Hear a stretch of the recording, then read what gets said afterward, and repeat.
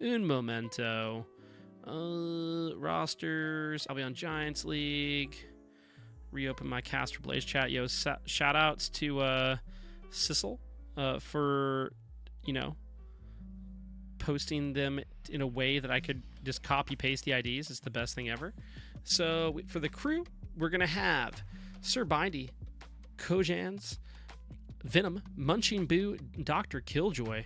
And then for Hex Wumbo, we're going to have Ojaman, Pluto, Sizzle. I wonder if it's Cecil or Cecil. Squirrel, and Sir Spoon. We'll have to see if they have any subs or not.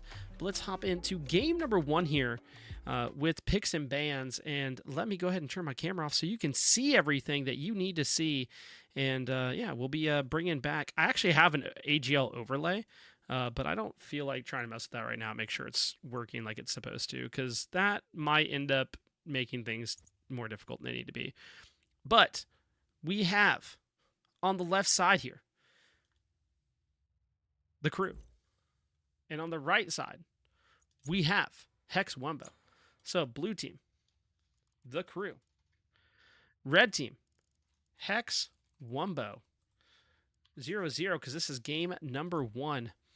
And first bans out of the gate here are going to be Thor.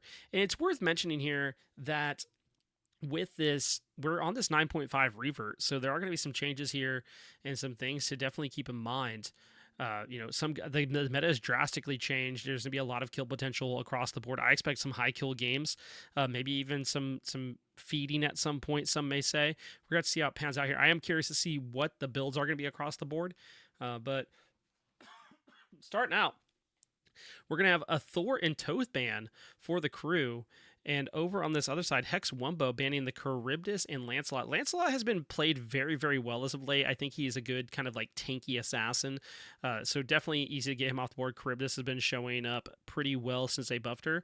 On this other side, Thor, usually a pretty constant ban in comp and really in ranked as well. Just having that semi-global ultimate does a lot. Toth can definitely just deal out the damage. And Mulan, someone we've seen just kind of just rise among the best in the solo lane. And the last ban here is going to be a Zhang Kui.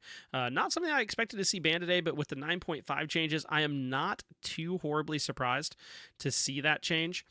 But that is our first 3 bans for each team. And it's going to be a Kukulane pickup here for Dr. Killjoy in this first slot. And the second picks are going to be Terra, who I think is so much better since her dash doesn't have to be, spec'd into now. You're going to be able to dash into those walls and get those stuns and things of that nature that you need to get with the extra dash early on here. And the second pick for Hex Wumbo, it's really going to be curious here. Do you go ahead and get your 2 tanks? Do you decide to get an assassin? Are you going for an assassin, or really are you going for a jungler that is, somewhat bruisery? You're going to go that warrior route. They are going to go ahead and lock the Medusa here. I have yet to play the Medusa this patch. I have heard Medusa is feeling quite good though. I've played against her once or twice, and I really think the hybrid ability damaged hunters are going to be feeling pretty good with the revert. We're going to have to see how this pans out here.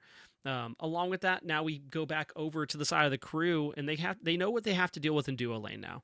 I very much think this is not going to be a Medusa mid, though it could be, but it's going to lead them into the On Her, which is going to be able to kind of face tank that ult, just be able to go and eat it because, CC immune ult, you could go that route if needed.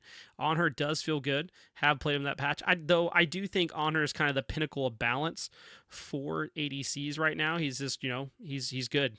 He's not bad. He's not fantastic, but he does the job that's needed, and I think that's always a good thing. On this other side, we're still waiting here to see what the other pickup's going to be.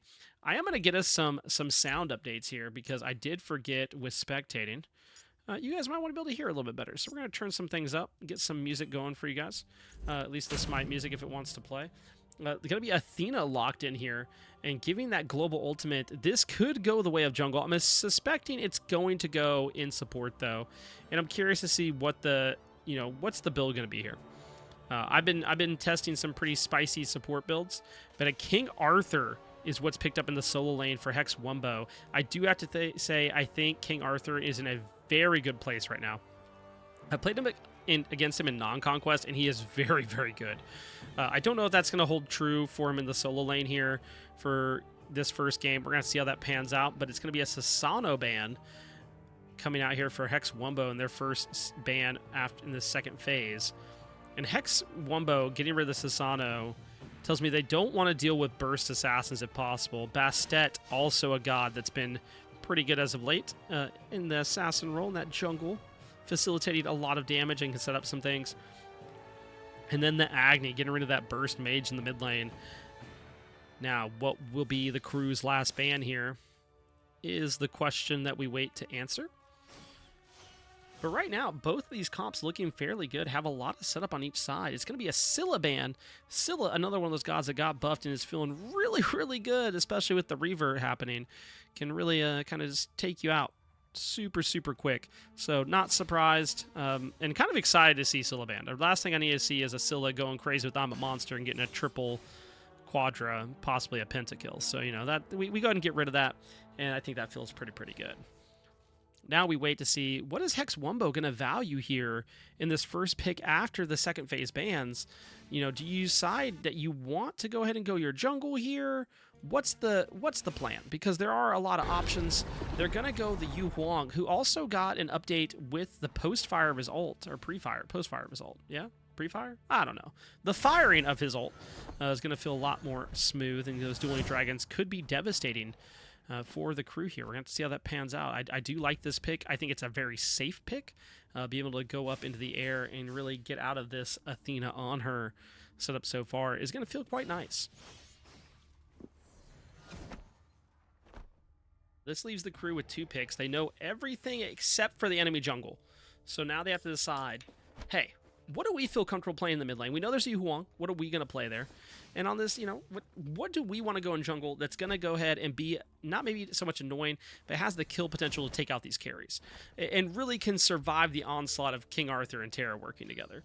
Because these two gods, King Arthur does have a little bit of CC, but Terra, you know, is going to be healing, going to have CC going, can be irritating. I expect something with a CC immune ultimate, a Discordia, who, just hear me out, chat. Discordia, if you're playing a mage, just hear me out. It's 9.5 Reaver. You know what Discordia gives? Free power. I'm just saying. Think she's pretty good. Daji is going to be the pickup here for the crew. Last pick for Hex Wumbo here. They are hovering this Kleena pick. Last time I saw Kleena in comp, she went absolutely bananas. She did get buffed. Are they going to lock this in here? I do want to take time to talk about the crew. I think this Discordia passive could be the difference maker here. If this Discordia does well and is allowed to other parts of the team to pop off, I suspect that this will be banned game number 2. So keep your eyes out on this Discordia. I think that is something to watch for here. Who's top damage? Who is getting that damage passive? Are they putting it to good use is the question. Because if they are, then this pick goes crazy. It is going to be a Kleena lock-in here for Hex Wumbo. We have both teams set up, and they are now swapping their gods around to make sure everybody gets to play who they need to. Let's hop into game number 1 here and see how it goes.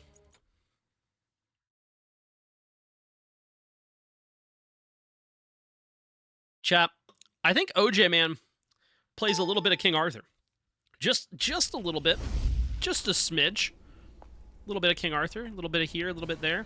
Oh no, I have expert mode turned on still, don't I?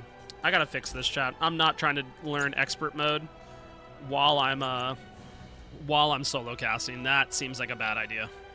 That seems not ideal at all. Everybody is loaded in here. We're gonna go ahead and get everybody put into their proper place. There we go on the crew, and over here for Hex Wumbo. Get everybody where they need to be. Oh my, it was 2 moves. Look at that. Expert mode clears out this portion of the HUD right down here at the bottom and here, and it makes it button presses. I'm just not that versed in that, so we're not going to bother. But we are going to leave player damage up in this top left area just because I think it's going to be really important here early on, especially with this Discord passive. So let's keep an eye on that and see how it goes here. Nothing too crazy here at the start. Both hunters going Death Toll, both supports going War Flag, both mid laners going Sands of Time, both junglers going Boombas, and, you know, both solos going bluestone, and wow. Fun times.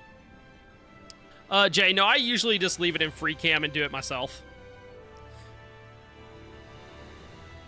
So I probably should get used to using assisted cam.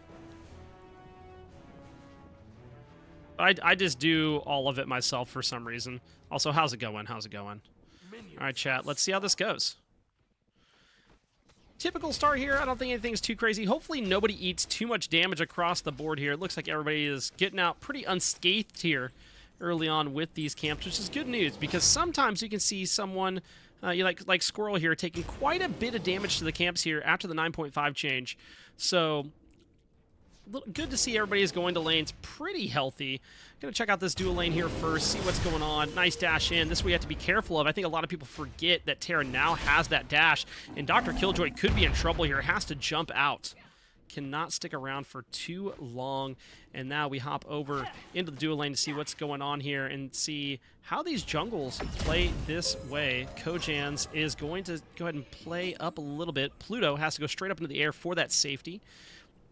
And it's going to be kind of a wash here, which is really interesting. You usually see one of the jungles just get way overextended. It's nice to see them playing a little bit patient here. Oh, speaking of patient, the blink in by Co Jones and gets a lot of damage on the Pluto, but ends up paying the cost here in dividends.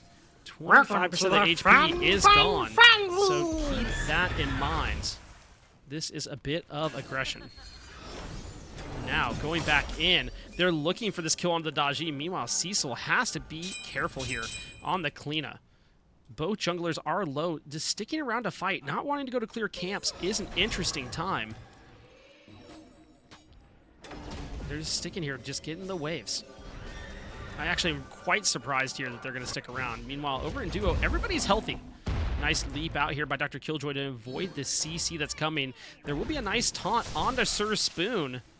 Spit back onto the on her there, and now they are looking over towards the shield buff sooner rather than later. The jungles have not rotated the duo as early as probably you see in your regular games here. So kind of curious to see that the jungles are playing through mid. I think a lot of times this early duo gank goes a long way. First one we're going to see over here is the Kleena. Kleena trying to make an impact over towards the duo side, but will they go for a gank, fake the back for a second? Now they're thinking about it. They're waiting for Dr. Killjoy and Kai Guy to step up. It leaps down on Dr. Killjoy, but there's just nothing to follow up with right now. But they're still hovering. Maybe going to look for an invade here is the Kleena.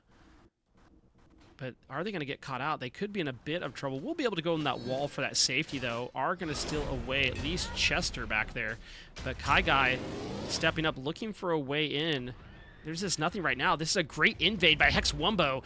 3-man invade, and now here comes the fight. Is it worth it? They don't secure the blue, and they could fall to first blood here. Kai Guy falls down, trying to get a taunt off to save the life of Dr. Killjoy. Does do that, but now they lose their whole entire left side jungle here. And that is just a big feels bad. That Kleena's going to get a little bit of a lead. That first blood goes to the ADC. And this could be problematic early on. Now just having to play a little bit more passive is the way of the road. Checking out over the solo lane. Trying to see how do they want to pan this out right now. A fight over the totem, but it will go the way of Munching Boo. He's going to run over here to OJ Man and try to put a little bit of damage on him, but it's not going to be anything too crazy here. About 25% of the HP, but it doesn't matter. Health pots are ticking, and they just sit here and go, you know, we're just going to have the box fight that everybody deserves is the plan. During this downtime, shoutouts to Just Jay for the 36 straight months of something. I appreciate it. Welcome back into the koi pond. Gotta check one thing super fast. There we go. Back over on the dual lane side, we see another gank coming out here, and it's going to be Kleena coming through this wall. This could be interesting. There it is, ripping the veil, and they're looking for Kai Guy again. They're punishing this Athena, trying to keep the Athena down and away from level 5. They're doing such a great job of it. Hex Wumbo are just putting in the work here. Already have almost 1,000 gold lead, which isn't super crazy, but this early in the game does feel good, allowing a little bit of a lead itemization, and definitely in levels is probably the more important part here. It is worth mentioning that that player damage power from Discordia is going on the Kuka lane right now. So it's going over to solo. It's just sticking over there. But right now, it's the Kalina that's been active in the jungle and putting some work on to that Athena. Kaigai has opted to rotate out of the duo lane and go ahead and head to mid. Squirrel doesn't seem to be far behind. Meanwhile, here comes the gank from the Kalina. You guessed it, over on the Munching Boo. Trying to find a way out, trying to turn something around, trying to exchange a kill. Ojaman is low and will get picked off here by Co Jones, and guess who else is going to fall? So is the Kalina. Double kill onto the Daji. Turning that around feels really, really good here and just keeps the crew right up in there in the fight and kind of evens everything out. Nice play there by both junglers getting active early, and something you'd love to see on both sides here. Pluto eating a good bit of damage, gets taunted. No follow-up here for Venom, though. So Pluto will not have to worry about too much more damage. But if this Strife hits, which it did not, it could have been problematic. Luckily for them, nothing too crazy comes of it. And now it's just a gathering in the mid lane for the crew, deciding what they want to do here. Looks like they will look over here and decide, hey, can we get to these gold camps? The answer for now, no. Kojones over here. Getting ahead and getting some Harpies, getting that XP. Meanwhile, Kaigai goes and pull the gold buff for them. And it's just simple farming here for both teams. Like this grouping over on the left side jungle. Looks like they could do something if they want to. Squirrel's stepping up here, looking over in this left side jungle, trying to spot them out. Goes ahead and gets a wards down, which is going to feel pretty nice. Those wards will be good if they decide to pull the Gold Fury sooner rather than later. But meanwhile, over in solo lane, guess who's fighting? That's right, it's Munching Boo and Ojaman. And King Arthur right now getting pushed down. Munching Boo thinking about the dive, doesn't commit to it. I think they could have gotten a kill there if they wanted to, but already has the lead. Meanwhile, back over in the mid lane, these Harpies are going to be fought over. It's a 3v3 in this fight so far. It goes on the Kaigai, good damage put out, but there's the taunt. And can you get more out of it? Tearing the veils there, but Co Jonas has that dodgy ultimate, looking to pull some people. Only pull Squirrel for the time being. There goes the tearing the veil back into them. Now the Terra putting out some damage. Pluto follows it up. That's a double kill for the mid laner of Hex Wumbo. Venom is going to survive for now, which feels pretty good here. Now this opens up a lot here for Hex Wumbo. They took down two. They can look over to the duo side if they so choose. They might look on this left side to go and steal some camps, but I wouldn't be surprised if they decide to play this on her a visit or go ahead and see, can they bait a Gold Fury pool into another kill? But for now, they're going to back off. Squirrel looking over here at purple and green, kind of seeing, hey, what's going on? What's up? Oh, there's nothing. Dr. Killjoy does get a look-see there. I don't know if he caught the eye of Squirrel or not. Kai gets a sentry down, goes and takes down one of the wards of Hex Wumbo. Ojaman in trouble again. Here comes the ultimate from Kai, but Kai's ultimate a little bit too late. It's going to allow the Ojaman to live, but they're looking to go for it. There's the dash blink taunt. Ojaman gets out, has to just retreat to the tier 2 now. Cecil on this Kalina has made the way over to solo side, and so has Squirrel. They're looking for a way in. What's the way? The answer for now, nothing. Munching Boo just walks up into Terra, and I don't know if that's the route you want to take. I don't know that they remember that the Kalina's over here, but this could be devastating. Looks right now, Squirrel eating a ton of damage. Squirrel is low, gets pushed back, and it will be a fall to the gray screen for the Terra. Meanwhile, Daji picks up another kill. All 3 kills of the crew over here on Kojonas, and now they look for the Bull Demon King. Do they decide to pull it? For now, they do. The Bull Demon King here gonna go and open up a little bit here. Nice little buff, but also allows everybody on the side of the crew to go ahead and see enemy wards across the map so they can take those out. So, you know, get rid of vision, get some gold, and you get a nice little buff there. Gonna feel kind of nice here at 9 minutes into the game, and the crew are the ones with the gold lead. Not by much, just by a smidge, but a smidge is all you need right now here at 9 minutes in the game. Pluto and Squirrel are looking over here towards Kai Guy. The battle of the supports is on. They're just going to hit each other for now, but Pluto walks up and ruins that little 1v1 moment. Meanwhile, over in the duo lane, Sir Spoon getting aggressive towards Dr. Killjoy, but not a lot of damage to show for it. Goes for the shield buff. Is this going to pretty much insta-clear it? That Death's Toll Devos Xe feeling kind of nice, though. I do like what Dr. Killjoy has here. Going that Death's Toll into Aussie. Get that flat pin along with some lifesteal, I think feels pretty good here with the 11.6 mid-season and 9.5 revert.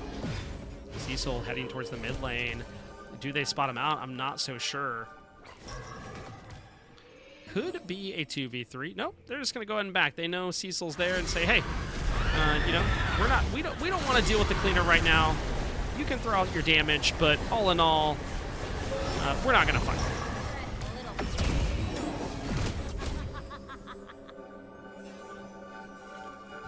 That's pretty much it. Ooh, a nice taunt in there onto Pluto. Pluto has to go up in the air. Cecil comes back in, looking for the damage on the Venom. Kai Guy ulting out, trying to give those protections over to his mid laner. Venom is low here. Could be in some trouble if Cecil's able to get into this wall and they stop the back. Oh, Venom decided not to back. Was worried about Kleena coming through. A nice delay here. This is really speaking volumes for Hex Wumbo and not allowing that back there, kind of keeping them scared. This Kleena doing the job. Doesn't even have to put out the damage. Just the idea of it being there is enough to stop a back. That's powerful here. Meanwhile, over in the solo lane, Munching Boo going for yet another totem here. It's been pretty active on those thus far. But look at this grouping. 4 members of Hex Wumbo over here looking at the Bull Demon. And they're going to take this one for themselves. And there might be one more Bull Demon before the next fire. I don't know if someone will actually be able to get it. But Hex Wumbo will get this one.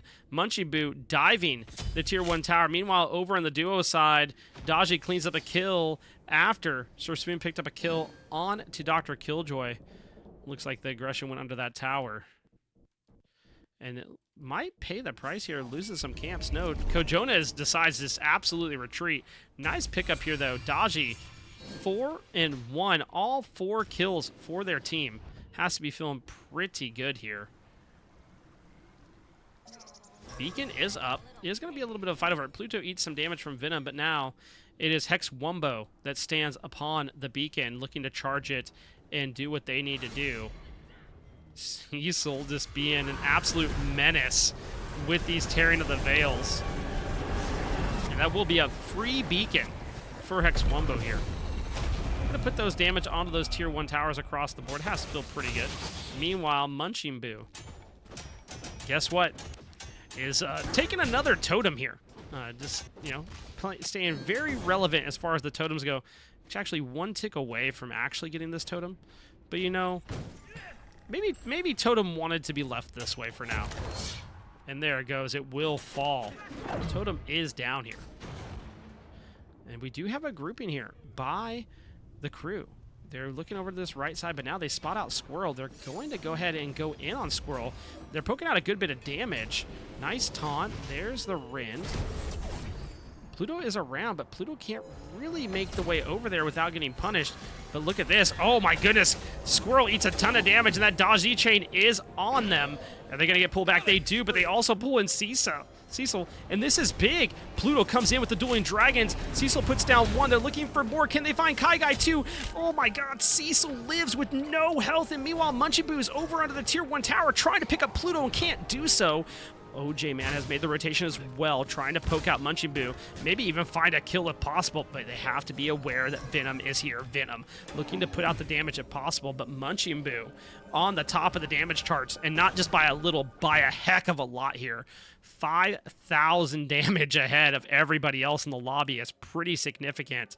But another great rotation in here by Kojonas, and really just picking up another kill, being what the crew need from their jungler here. 5-2-0 is the Daji.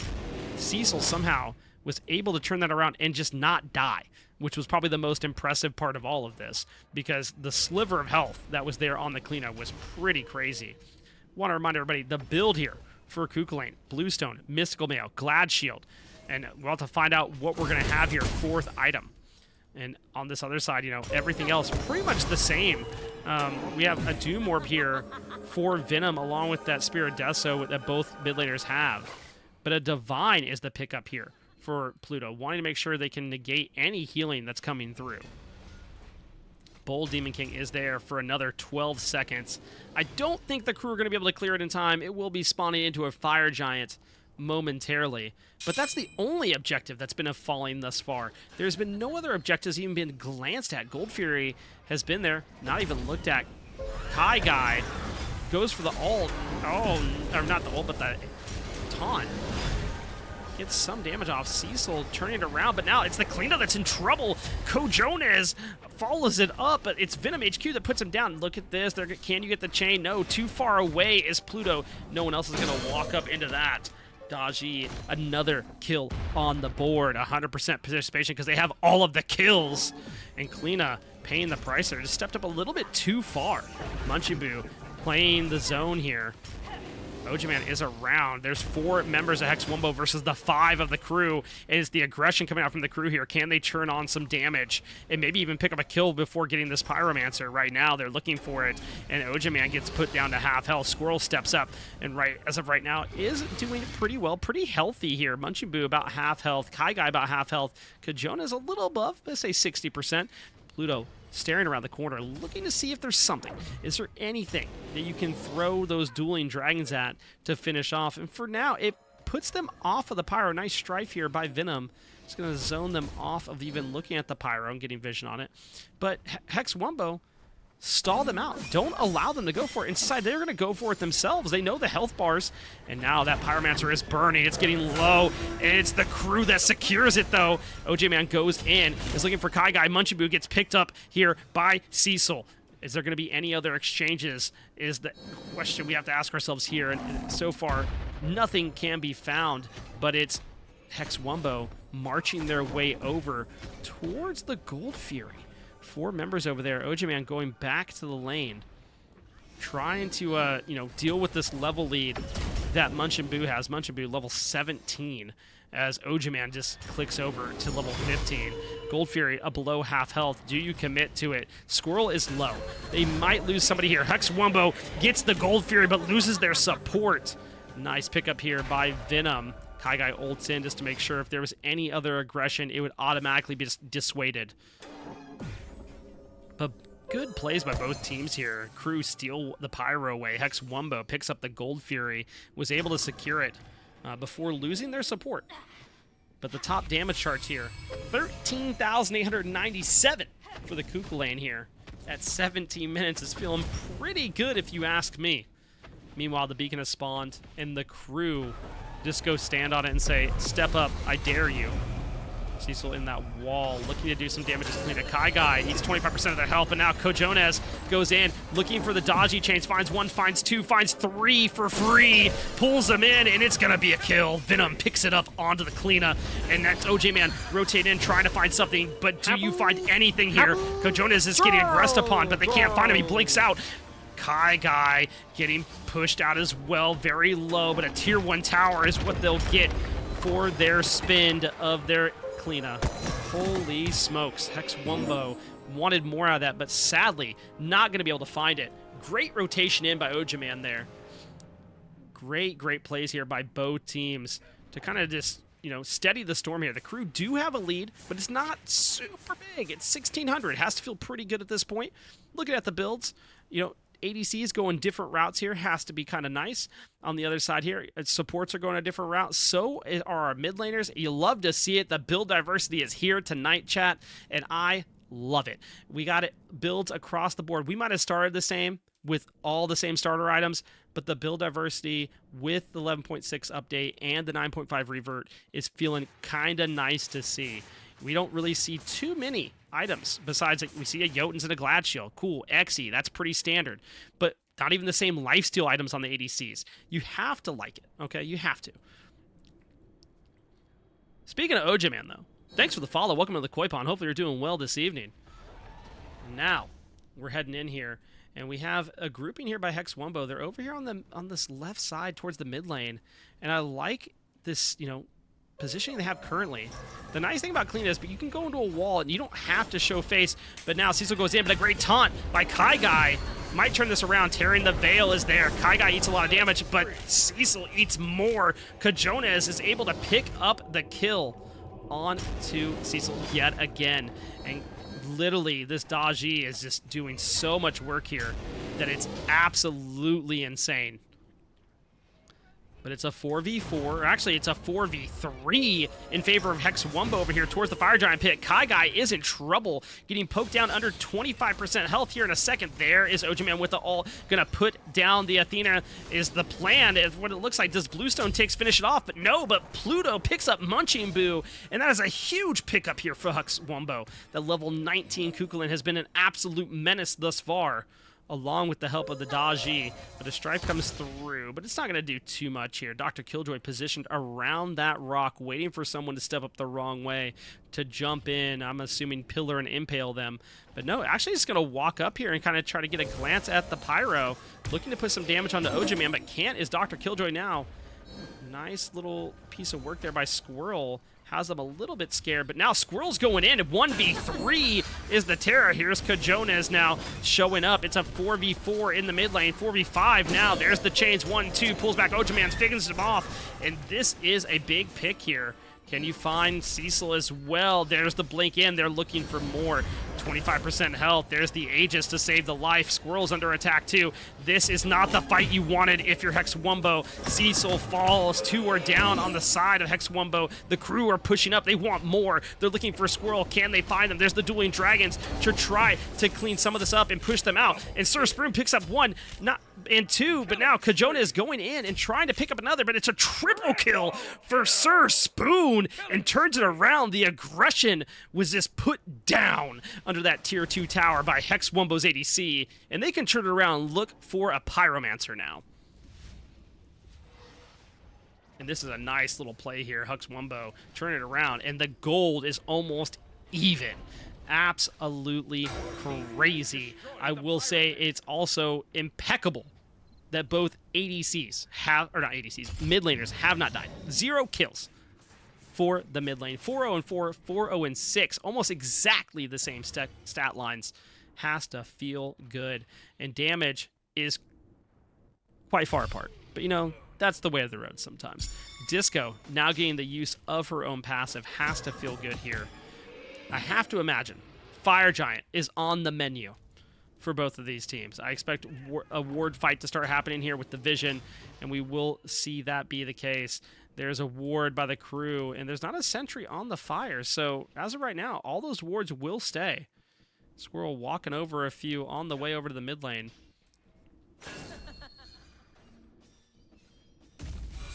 Now it's just kind of a chill moment that everybody's just kind of relaxed, trying to figure out what they're going to do here. Get a little bit of farm, get your buffs if you can. But it's a grouping here on the beacon by Hex Wumbo. And, do they want to step up? The crew decide no. We'll let them have that one. Gold Fury is up, but so is Fire Giant. And Fire Giant has to be the more appetizing thing to look forward to here. But a gathering in this mid-right jungle is the plan for Hex Wumbo currently. OJ-Man trying to bait up Munching Boo here, just to be a little bit out of place and maybe try to find a gank onto him, but that will not be the case for now. Munching Boo actually has to back. I'm imagining we'll teleport back to that tower. All 5 members of Hex Wumbo are on this right-hand side of the jungle. Squirrel eating some damage from the Fire Giant.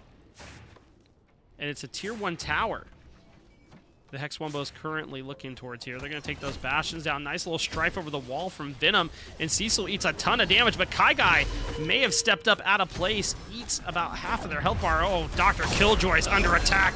Cecil's going in, but it's going to be Venom that turns it around and puts him down. Here comes the ult from OJ-Man. They're looking. Can they find one? Can they trade it out 1 for 1? No, so far Pluto picks it up. There's the ult in by Cajones, but it's not who you wanted to pull by themselves. You get a kill onto Pluto. Munching Boo has to transform now. It's a 3v4, but really it's a 3v3. Dr. Killjoy can't come back in. OJ-Man under attack here by the Munching Boo. Squirrel so low health, trying to get out. Will for the time being. Sir Spoon not very healthy, trying to get away from Munchie Boo. Munchie Boo is going to blink in, and that's going to be the Medusa gone as well. And it's 4 for 1, and Squirrel's not coming back anytime soon. But they can't pull the Fire Giant as of yet. They have to wait for this teleport to go off. Kajona is just creeping through the jungle looking for a lazy back, but won't find it. But it will be a Fire Giant for free 99 for the crew here.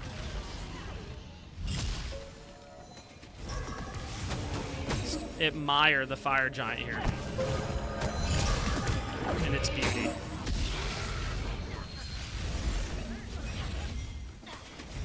It did take them a long time to burn this, though. So that's a bit concerning about how long it took them to get it down. But, you know, that's the way of the road sometimes. We are approaching full builds across the board here. 5 items in from most of the teams. We love seeing, you guessed it, an absolution here for Squirrel on this Terra. You know, giving that crowd control and then just giving a CC cleanse. Just cleansing it away. Has to feel pretty good here. Absolution picked up along with that Lotus Sickle. So, seeing some items we like to see. On this other side, though, we see Munchie Boo go Amulet Stronghold, which means, hey, I want to turn those physical procs into magical procs.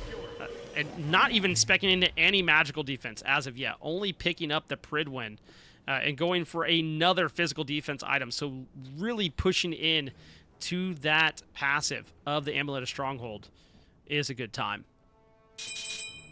Pyromancer being looked at here for the crew. Will be going for free. And the crew have kind of broken this game open from where it was at. Very, very even up until that Fire Giant-esque fight. And now they have a 5,000 gold lead that they're pushing in their favor. It has to feel good here for the crew. Kajona's still leading the way on the kills. 8, 4, and 6 on this Dodgy. Has been a menace. But you can't look away from this Discordia from Venom. 6-0-6 on the Discordia is absolutely huge, but now it's the crew pushing up towards this Tier 2 tower on the right-hand side. Munchie Boo up there by themselves in the jungle. Meanwhile, near the tower, you have Venom and company. How they decide to take this is the question. They're actually going to walk around. They're looking to try to flank off the backside of this, and now they push in. Dr. Killjoy and Venom join Kai Guy under that Tier 2 tower. They're trying to find this tower, but they don't want to eat too much damage. They want to make sure that they can, you know, tank a little bit if needed, but then take it out. But Hex Wumbo doing a great job of defending a Tier 2 tower against a Fire Giant here. Has to feel nice. Here comes the waves clashing next to the Tier 2 tower. Who decides to make the first move? Oh, Munchie Boo blinks in. Oh, in there's Venom with the ult. The Discord Golden Apple flies on through. Kajona's deciding, hey, who can I pull in? It's going to be Oja Man for now. We'll get the pull. Killjoy finishes it off, but it's low health bars across the board here for the crew. Hex Wumbo look to get aggressive, but they just can't find what they need. Will now fall back towards their Phoenix. But honestly, a fantastic defense under a Tier 2 tower. I mean, usually those go much more poorly than what that did. To only lose one and the tower, and the potential for turnaround is absolutely huge. Munchie Boo stepping up towards the base here. Now they move towards this mid lane. Kukulane will step up. Kukulane will look to go ahead and, you know, push them away. Here comes some minions looking to help tank that tower. Kai Guy's already under there, though. Hex Wumbo stepping up. The tearing the veils everywhere here. Trying to split up the team a little bit, but can't find the damage you'd hope for. The crew now looking towards this left-hand side. They're going to strip the jungle away and probably go for a beacon, but I think they could go for the Tier 2 tower if they wanted to. But it will be a beacon that they decide to step on for now. Meanwhile, there's the rest of the camps. They will push for this Tier 2. Kind of flanked off and said, hey, we'll send our support back. They'll catch up if they need to. Athena can ult. Already has it back up. Tier 2 tower should go down for pretty easily here for the crew.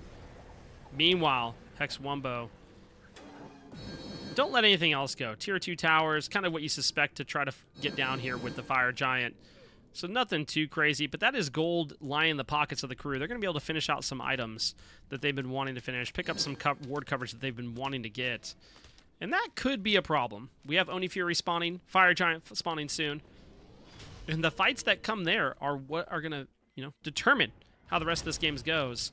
It's going to be enhanced fire. So that's definitely something to pay attention to here. Hex Wumbo are on that side of the map and already kind of setting up something. As long as they don't get caught out, they should be fine. But the crew's in the same boat. They can't afford to lose somebody here right before Fire Giant spawns. But you know what the crew can do. The crew over here on this Oni Fury. And if I are them, this is the thing I get concerned about. As soon as this falls, that is a go button for Hex Wumbo.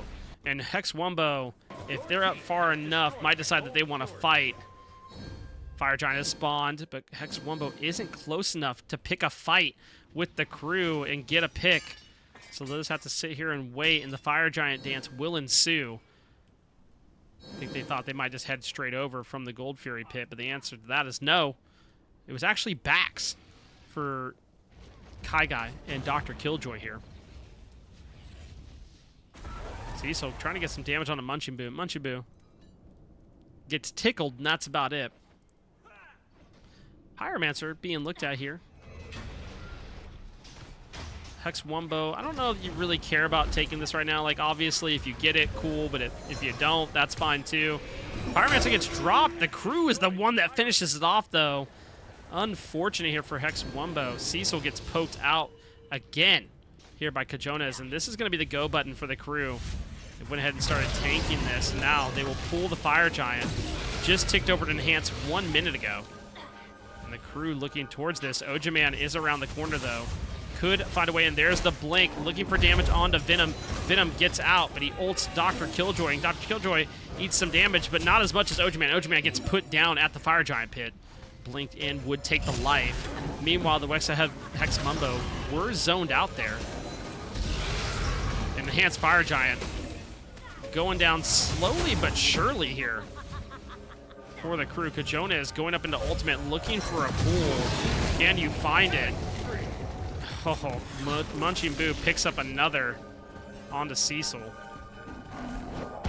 And what started off so well here for Hex Wumbo's jungle has kind of turned on its head, sadly. Started off really, really aggressive and getting some good picks, and then has kind of got shut down. They've kind of figured out a way to deal with that Kleena, but that can always change. Kleena is able to hide in those walls and get good damage off. It's just the fact of you gotta avoid getting pulled if possible. As well, as soon as those beads are up, though, I think there's a play to be made here. So keep your eye out on Cecil. If it's not this game, throughout the rest. Grabbing some camps before their defense and pushing up some waves is Hex Wumbo here. The crew stepping up towards this left-hand side. They want to go ahead and get the most vulnerable Phoenix first, because if you get this one, it opens up more Fire Giants. So your goal really is to end here, but obviously, if you can weaken the enemy team and their Fire Giant defense if another one comes around, that's for the better here. So they will step up to this left-hand side, opting to not split lanes here. They're going to all group up on this left-hand side. Usually you'll see someone split mid. Not this case. The crew are going to all stand up here on this left-hand side and look at this left bird and go, you know, the time is now. Following this wave in, how do they decide to play it? The wave gets automatically burned. Someone from the crew is going to have to step into that Phoenix and tank it. And I don't know that Kai Guy necessarily wants to, but Kai Guy probably should be the one to do it. Munching Boo jumps over the wall, and I don't know that Hex Wumbo know he's there. He blinks in, gets a great ult, and there's the go button for the crew. They dive in, the taunts, everything's out. The golden apple, Pluto returns the damage onto Cajones. The dueling dragons do their job. The crew does theirs by picking up that bird, but now they're getting chased out. Can Hex Wumbo catch them here and get another pick? If they can get another one, that would be huge, but Squirrel's eating a ton of damage. Meanwhile, Kai Guy is getting shredded, and Pluto picks him up too. And now Dr. Killjoy is the one being looked at. The bees, the jump are there, but Killjoy is getting ran down here. There's the Aegis. The bees were already used. Munching Boo has teleported back in. Is behind. Ojaman trying to find the kill onto this Hunter, won't find it. Munching Boo trying to find out, can you take out Squirrel and Cecil, because that would be huge. But for now, Munching Boo will walk away towards the beacon And Hex Wumbo will live to see another day. They lose the bird, but they pick up a couple, and that has to feel good here at this point in the game. You know they have enhanced fire, but picking up 2 there swings some momentum in your favor, and this is one of those feel-good moments. So Hex Wumbo gets a little bit of feels good. And whether that helps this game, who knows, but it will help next game, knowing that you're able to mount a defense like that. Munchie here. The solos fight it out, but Squirrel's on the way, trying to find some CC. There it is. Claps down on the Munchie Boo. But Pyromancer has spawned. They do have to be careful of those fire waves marching down the left-hand side. They're about to be at where Phoenix was. They will get stopped by a wave, but Hex Wumbo have to do something about this. Someone has to clear those waves and deal with it sooner rather than later, so they're not dealing with this if fire comes back up. Primal Fury being looked at here for the crew and will be picked up very quickly. They're burning of the Fire Giant. Slow. The burning of the Gold Fury. Sonic speeds. The crew feeling themselves right now. I will say, for a 9.5 revert game, 19 to 17 feels really good to see in a Conquest, though. Typically, we've seen a lot more of that. And we haven't really seen as many ADCs go power pin. Both ADCs opt in for that. Love to see it. Seeing a few Pridwins across the board here. And, you guessed it, a Void Shield.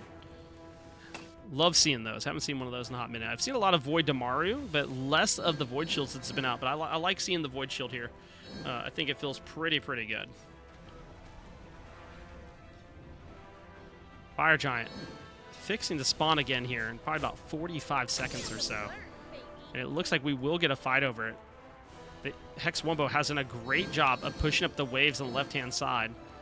They are going to need their solo laner here, though. They are going to need Ojaman in a 5v5 fight here with the crew.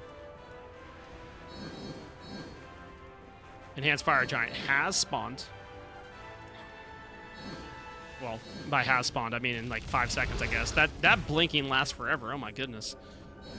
But the crew step up. They're going to go ahead and look for a fight. They get a nice blink taunt in. Squirrel eats over half their health, but Sir Spoon puts down a Kajones. Ooh, that's a worthy trade right there. Ojaman is up here by the Fire Giant, but the crew might not feel so confident in pulling Enhanced Fire now. There's a taunt onto Ojaman. Munchie Boo putting on as much damage as possible. Dr. Killjoy comes around the corner. They're trying to find the damage. Oh my goodness, Squirrel gets absolutely shredded. But now Munchie Boo, that's the go button. The Kukulane rages out and is raging for a kill, hunting down Cecil and Squirrel for the time being. But now Kai Guy gets a nice taunt onto Pluto, and Hex Wumbo gets turned around upon. Here's the Dueling Dragons. They missed the mark for the time. But now Sir Spoon getting looked at. Munchie Boo comes up, and Venom puts up a double kill, a triple kill. Oh my goodness, is it going to be more? Venom gets taken up into the ult, and Ojaman says, no Penta for you today, and puts him down. But a triple kill for Venom opens up a possibility for an end for the crew. Ojaman trying to find the damage on the Dr. Killjoy and slow them down. Can't find the damage that's needed, and it's going to be Kai Guy that finishes off the kill for Ojaman. But now it's the Fire Minion wave that's pushing down towards the Phoenix, a Hex Wumbo. That's a problem. Can they get it? Pluto looks like they'll be able to defend for the time being, but it's going to be a Fire Giant pull for the crew.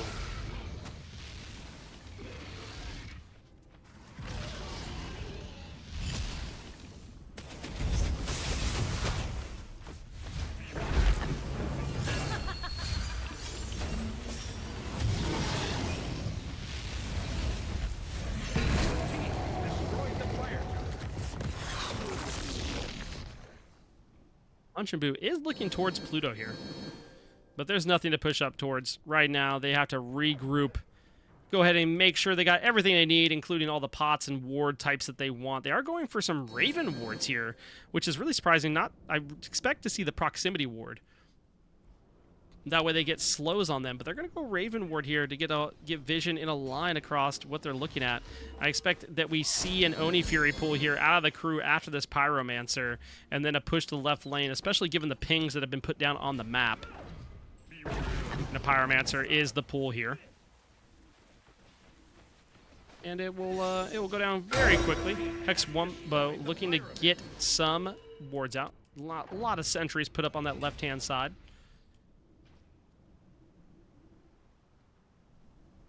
Oni Fury is up, and Hex Wumbo is stepping up. Hex Wumbo is not scared to fight right now.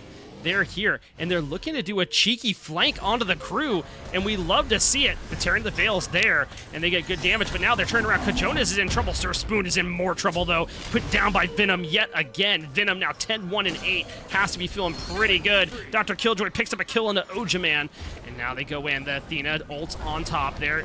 There's the Pluto getting pushed down. Pluto beats Aegis, but will it be enough? Munching Boo wants the kill, and Munching Boo was going to find it before Kajonas blinks in on top of it and picks up a double onto Squirrel, and the crew are just going to run it down left-hand side and go straight to the Titan room to take game number 1.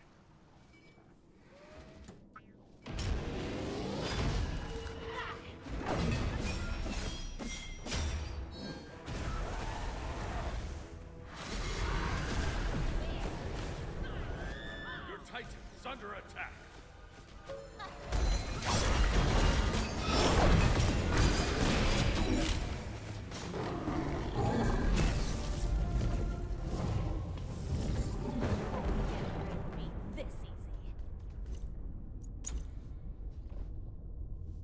I think I need to turn the sound effects down just a smidge, chat.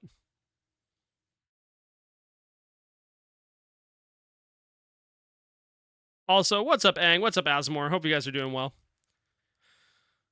Yo, that was a banger game number 1. Yo, that's a lot of wards. I don't have to hate on anybody about wards. Holy, dude.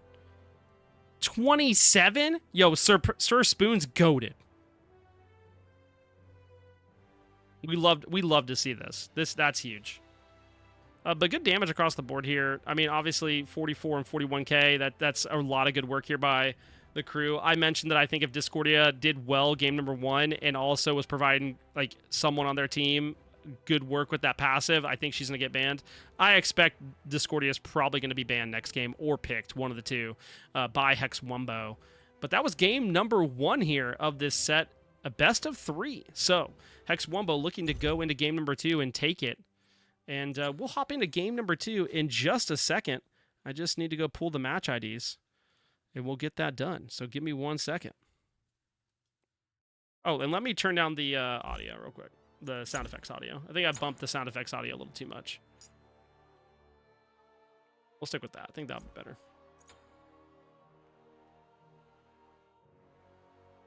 All right, hopping into game number 2. The crew take game number 1. And now off to game number 2 we go.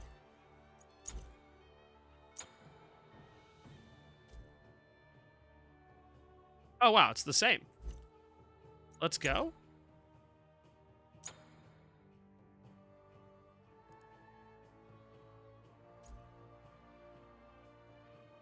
I hope I picked that. Okay, I did. I was like, I hope I grabbed the right replay. I did. As soon as I saw the band there, I knew it was a different order. Thor and Toth banned yet again. Not too surprised to see that. And Lancelot Charybdis are being banned. A different order this time, but are still banned together. Last time it was, at least I think it was a different order last time. It was Charybdis Lance last time. And Mulan banned here. Now the Hex Wumbo have to decide, do they want to ban a different god here? And they are still going to ban the Zhang Kui, which means I have a feeling. Yeah, Kukulane is picked here. I assume we are going to see Disco locked in from one of these two. I don't think you let the Disco go a second game. But maybe I'm wrong. Maybe I'm wrong. Oh, Disco was picked up second phase, right? Yeah, Disco was picked up second phase. So maybe you don't pick it yet. But I have to think the Disco was problematic and that you have to pick it up.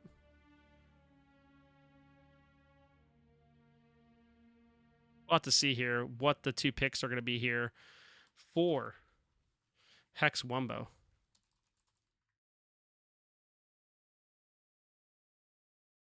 Uller. Yo, we're gaming?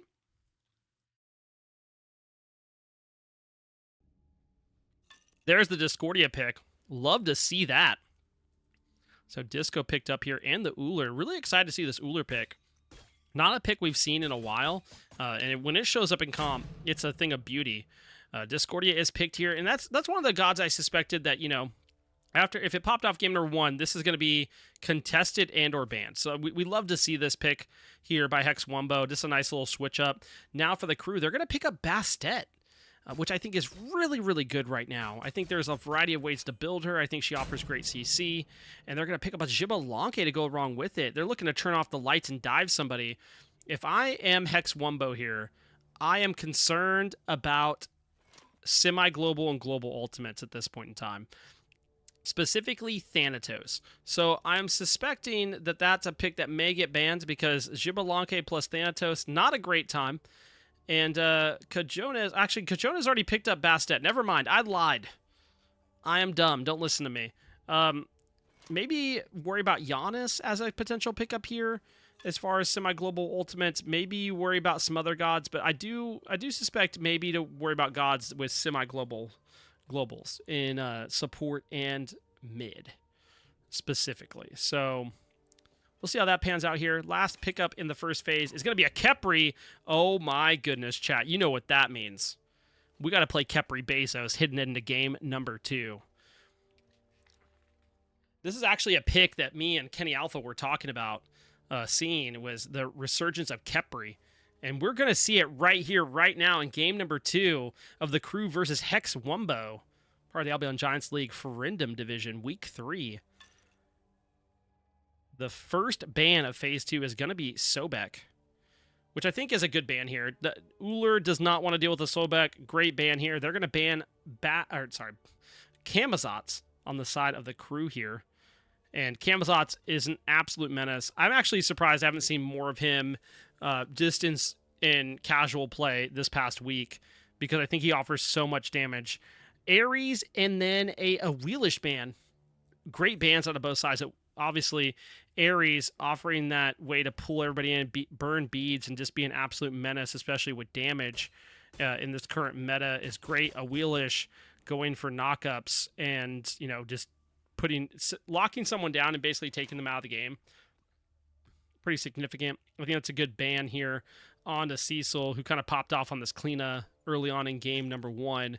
So not surprised by either of those two bans. Now I'm curious to see what Hex Wumbo decide to do here. Do you pick up your solo and let your jungle get the counter pick, or vice versa? Unless this is a Uller solo, which is not something I like to think about, but I guess it could be a possibility. I just don't like to think that's a possibility, but it definitely could be. Bologna is going to be in the solo lane. That is a great pick with the rest of this comp. It's going to have attack speeds, probably going to go with Shoguns. It's going to feel really good with Uller. There's a lot of build variety here. You can go with Bologna. You could go like attack speed, defense, and pick up a Kins at the end. I don't know. There's a lot of good pickups here, and it's going to feel good against this Kukulane, who was kind of a menace in game number 1, but he doesn't have the disco to go along with him this time. He's not going to be able to collect on that passive, so I think this is a good pick. This leaves the crew with the last 2 picks here, and what are they going to grab when they need a support and, you guessed it, a mid laner? And I look at this and I'm thinking, you know, if I'm support, Athena wasn't bad game number 1. I don't know that's what I want to go again. Baron, I'm not opposed to. But Baron, is this Baron support? Baron support, I'm gonna say eh. If they get a really nice CC support to go along with Baron, oh, Scylla wasn't banned, chat. Scylla could pop off here potentially. So things to think about.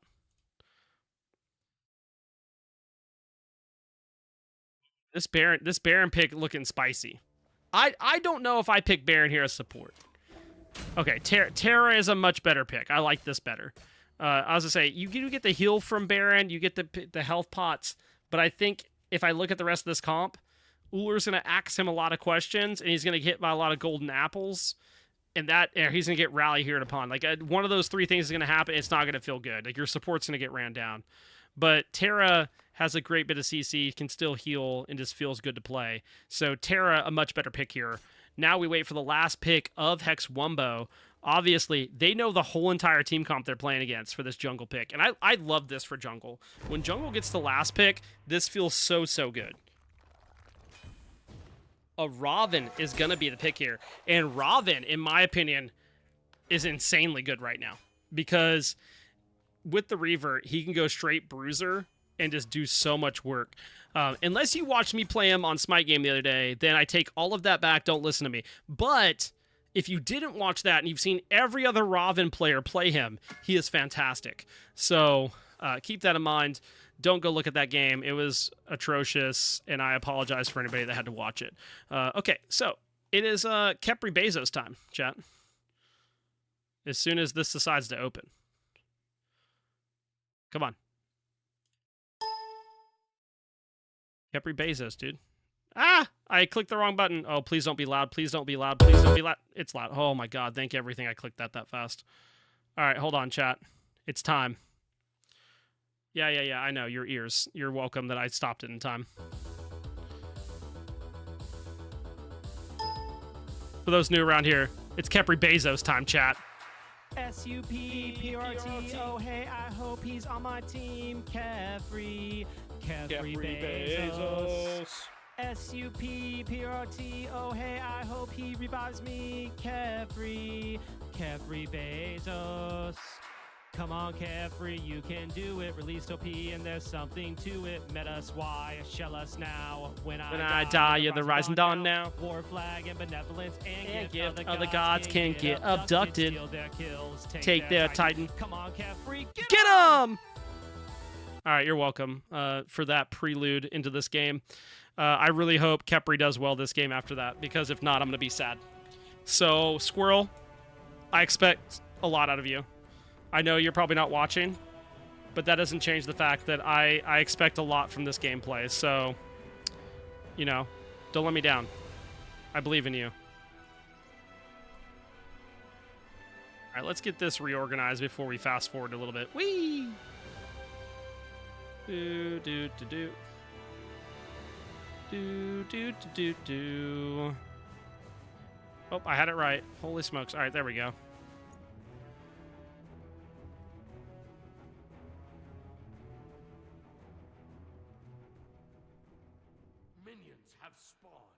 All right, chat. Starts are going to be a little bit different this time. We see OJ going for Axe this time. Going to feel a lot better on Bologna than the Bluestone. And then we see Pluto going the Conduit Gym here, along with Squirrel picking up the Sentinel's Gift. I was just going to call it Sentinels. And then Bluestone here, obviously, for Sir Spoon. Sir Spoon is going to be feeling pretty good here on this Uller, I imagine. Especially given that your Zibba's... Oh my goodness, is poking down the Xbalanque. Wait a minute. Sir Spoon's getting ran down. Caster's cursed my guy. Oh my goodness, Dr. Killjoy puts him down. And Squirrel just has to walk away back to the tower. First blood at like 35 seconds. Oh my goodness. Holy. Pluto gets a nice strife onto Kajonas here. But Sir Spoon, I'm sorry. I did not mean to Caster's curse you. I apologize. No, not just game, just casting night, Asmar. I'll be doing more than that. Nice little 2v2 going on here in the mid lane. Both teams just trying to get the farm that they can get. Meanwhile, over on the solo side, Munching Boo trying to continue the damage in the fun times they had during game number 1. Ojaman letting these minions get under the tower and trying to just heal up a little bit before this next wave clashes and the fight begins. For round 2 here with Munching Boo with these waves, they will get that camp with the Naga spawning, so that's of value there. But right now, Munching Boo is just going to kind of keep doing damage to these waves and really be able to poke out. And it'll probably be that way until probably about level 7 or 8, and then things will get a little bit more evened out here for Ojaman. Meanwhile, in the mid lane, things are getting aggressive here for the crew. But the crew can't really take an opportunity on it. But over on the duo side, it's a fight over the shield buff, which Kai Guy will be able to pick up here. Sir Spoon, not level 3 yet, is just going to have to stand back and poke down these waves. Has to be a little bit cautious here after falling down for that first blood. Squirrel gets a nice root onto Dr. Killjoy, not allowing them to push up, but Squirrel could be in trouble here. The shell is used. Not be able to find any more off that. Beads used by Dr. Killjoy, though. Sir Spoon was able to put out some damage there. Axed and then put him down. Kai Guy trying to be a little bit sneaky here on the right-hand side. Squirrel could be in a little bit of trouble here. They get the nice little bit of root off, but Dr. Killjoy trying to find more damage, looking for Sir Spoon here. There's a wave in the way. You can't axe anybody if the minions won't let you. For now, Dr. Killjoy about half, a little bit of half health, but level 4 is the ADC of the crew and feeling pretty good about it. Meanwhile, over on this right-hand side, Munching Boo continue to be a menace, but it's a 2v2 here at the blue buff. And Cecil trying to find Kajonas, can't find it. Does have the lead for right now, though, on this Robin pick, which feels really, really good to see. Is getting damage on the Munching Boo. They're slowing him down. And Munching Boo trying to fight back, but I don't know that they can. And it's going to be an invade now for Hex Wumbo. And an invade, indeed, is going to happen, but they don't confirm it. Oh, the rally, no. If it landed on Munching Boo, I think that's a kill, but sadly, that is not the way it goes. Munching Boo wants that blue buff, but Cecil's just not having it. Munching Boo is low here, has to be a little bit cautious about going to pick it up, but they will eventually let Munching Boo go over there and pick up the blue buff. Nice pickups here, nice plays. Back over on the duo side, Squirrel getting ran at on this Khepri, and that's fine. Khepri early, not gonna do a lot. Catch Khepri at level like 14, okay? And Squirrel's gonna start popping off. I can feel it in my bones. Sir Spoon getting walled here. There's the Terror ult. They're looking. Kai Guy trying to find a way in. But now it's back over to the shield buff. They're going to bait them here. They want them to come fight. Both teams level 5. Uller could potentially do a lot of damage here. Doesn't have enough of the build online to really like... Oh, Kajonas makes it over here for the gank. Sir Spoon in trouble. Sir Spoon getting ran down here by the enemy jungle. But no, Squirrel is not able to fully save him. Does get a good root off here. But the aggression so far has been put onto Sir Spoon, which is pretty typical. You want to try to catch out the Uller earlier on. Ojiman gets some help here from Cecil, and Cecil's able to pick up the kill onto Munching Boo, which is good. Munching Boo was able to kind of take off early in game number 1. They're going to slow that down here in game number 2. Sir Spoon taking a couple spills here early on. It's going to be fine. This Uller is the weakest in the early game. As soon as you get like 3 items online, it's a whole other ball game, and Uller can start, you know, one-shotting carries. Or by one shot, I mean just hit the combo and they go bye-bye to the gray screen using a reverse Chronos ult. So something you do have to be a little bit worrisome about here. So the longer you can keep Uller down, the better. But I don't expect that's going to last too terribly long here for Hex Wumbo's ADC. But the crew enjoying this start a little bit different than last game. Now Hex Wumbo has their solo laner getting ran down yet again, and the blue buff will be invaded successfully by the crew. Cecil is over here, though. And now it's a Bull Demon pull by the crew, and there's not going to be a defense of it. I thought Cecil might come over and try to see if they could steal it away, but no, it will go down in favor of the crew. But Venom HQ eats half their health to Cecil here. The walls break down by Kai Guy onto Cecil. Oh, it's a nice body, or I guess ability block in, and Venom HQ is able to turn around and get a kill onto the Robin here. And that has to feel pretty good if you're the mid lane of the crew. Getting a kill on the board and trying to put any type of way to catch up with Pluto, who's already level 9 at 6 minutes into the game. Sir Spoon slowly but surely clearing this wave here. Gets the Meteor, which is going to help get some farm back and some gold, but has to be careful here. Kai Guy on the way is going to be able to get out and not have to worry about getting walled in, which is, big dubs. Meanwhile, Cecil's over here, slowly but surely running the way of the duo lane. No one's over here to help as of right now, but that green buff was invaded. Now it's the mid Harpies on the left side, looked at by him and Squirrel. Robin, happy to come get some farm, and there's Kajonas, now the same level. Throws out those annoying cat, and that will be the end of that endeavor from both sides. Venom trying to get some cheeky damage here onto the 3 of Hex Wumbo that are over by the mid lane. But look at this, Kai Guy and Kajonas in their positioning, trying to get a little bit fancy here. against the 3 of Hex Wumbo. And there comes the walls crashing in, and it's going to be a lot. Pluto just needs to go in and die, but no. The Khepri ult's going to wear out here soon. There's the cat, and the ult hits, and Kjonas comes away with one from downtown, away from the tower. Oh my goodness. And that's one of those things that's so hard to do, where like you're sitting there playing, you get Khepri ulted, and like it's not the reaction of, oh my god, I need to run in and die, because like that's the key. Just run in, do all the damage you can, and die, so that way you get pulled back to the Khepri. But sadly, that didn't work out that time around. But a lot more death here early on in game number 2. But it's the crew with the lead right now in kills and gold. Bull Demon King is here, chilling in the Fire Giant pit, waiting for someone to come attack. Squirrel giving him the good old, bug stare down. But Kai Guy walking up into the pit and debating, is it worth it? And for right now, the answer, no. No, it's not. Supports look at each other, but it's a 2-level lead for Kai Guy, which is pretty significant in the support role. But Squirrel hasn't been, super active in the lane as much in the past minute and a half. So, allowing his team to farm and get ahead is huge here.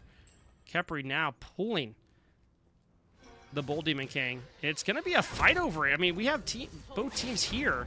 Cecil eating a lot of damage from Kjonas, and now Kjonas just gets deleted as the rally here comes through, and Munchie going to eat that golden apple is low, gets the rage out, looking for a kill, finds Ojaman, now looking for Squirrel, picks up Squirrel as Venom. I'm a Monster comes through, misses Pluto, but Cecil's behind, and Cecil cannot afford to get rooted and crushed. Kai Guy trying to get a root off. There's the root, there's the crush, and bye-bye, says Venom. Double kill for the mid laner of the crew. He doesn't call it, but we'll just say what it is. It's 2 kills in favor of that mid laner. And that exchange goes the way of the crew, and this could open up a potential Gold Fury if they decide to head that way. They decide not to pull the Bull Demon King, so I have to imagine that's what the plan is. But no, they decide to go for nothing. They don't decide to pull the Bull Demon King. They don't even decide to pull the gold. And it's a little bit strange. I mean, gold was a little bit more of a risk, obviously, because it's a bit more tanky. But not going for the Bull Demon King there was just a bit strange, in my opinion. I feel like that was a pretty easy objective for them to pull with just the 2 of them and get it down. Full Transcendence is online now. Forcer's Spoon on that Uller, which is going to be feeling pretty good. Now heading into what I'm assuming is going to be a Crusher. And, now we'll be on their merrily way to deleting people from the game as Uller, which is big dubs. Ojaman now fighting over this totem. It's a 2-man rotation here by Hex Wumbo, trying to catch out Kjonas and Munchie Boo, and they might do just that. There's the rally. The Invictus lands, and now Kjonas again deleted, and Munchie Boo isn't looking much better at the moment. A great abduct here by Squirrel, and Squirrel will pick up the kill. Khepri Bezos is on the board for Hex Wumbo. Nice rotation and gank here by Hex Wumbo, and it will be a Bull Demon King pull for them as well. Oh, this is absolutely a great turnaround here and will help with the gold deficit that does exist. Boom goes the dynamite. They'll be able to see wars and live with that little bit of a buff, and now they're only down about 900 gold. And that's a big feels good here for Hex Wumbo. Coming together and great communication to pull that off. Love to see it. Here comes the crush. They're just going to go ahead and get Oracles as the side of the crew. And now we'll spend some time over here with Sir Spoon on this Uller, who's clearing waves and waiting for the Jibalanke to show back up. Meanwhile, we'll go and grab... Oh, no, just going to go ahead and back. Oh, here comes the ult. Good ult by Kjonas, and now Squirrel's way out of place. Oh, no. Dashes and just commits to the bit, I suppose, is Squirrel. I feel like Squirrel just literally yelled, "Squirrel!" and then dashed the opposite way of their team. There wasn't really another way for them to go, though. Hex Wumbo have to live without their support for the time being, and that's not going to be great. Beacon just spawned, and this opens up a nice little opportunity to get good damage on these Tier 1 towers for the crew.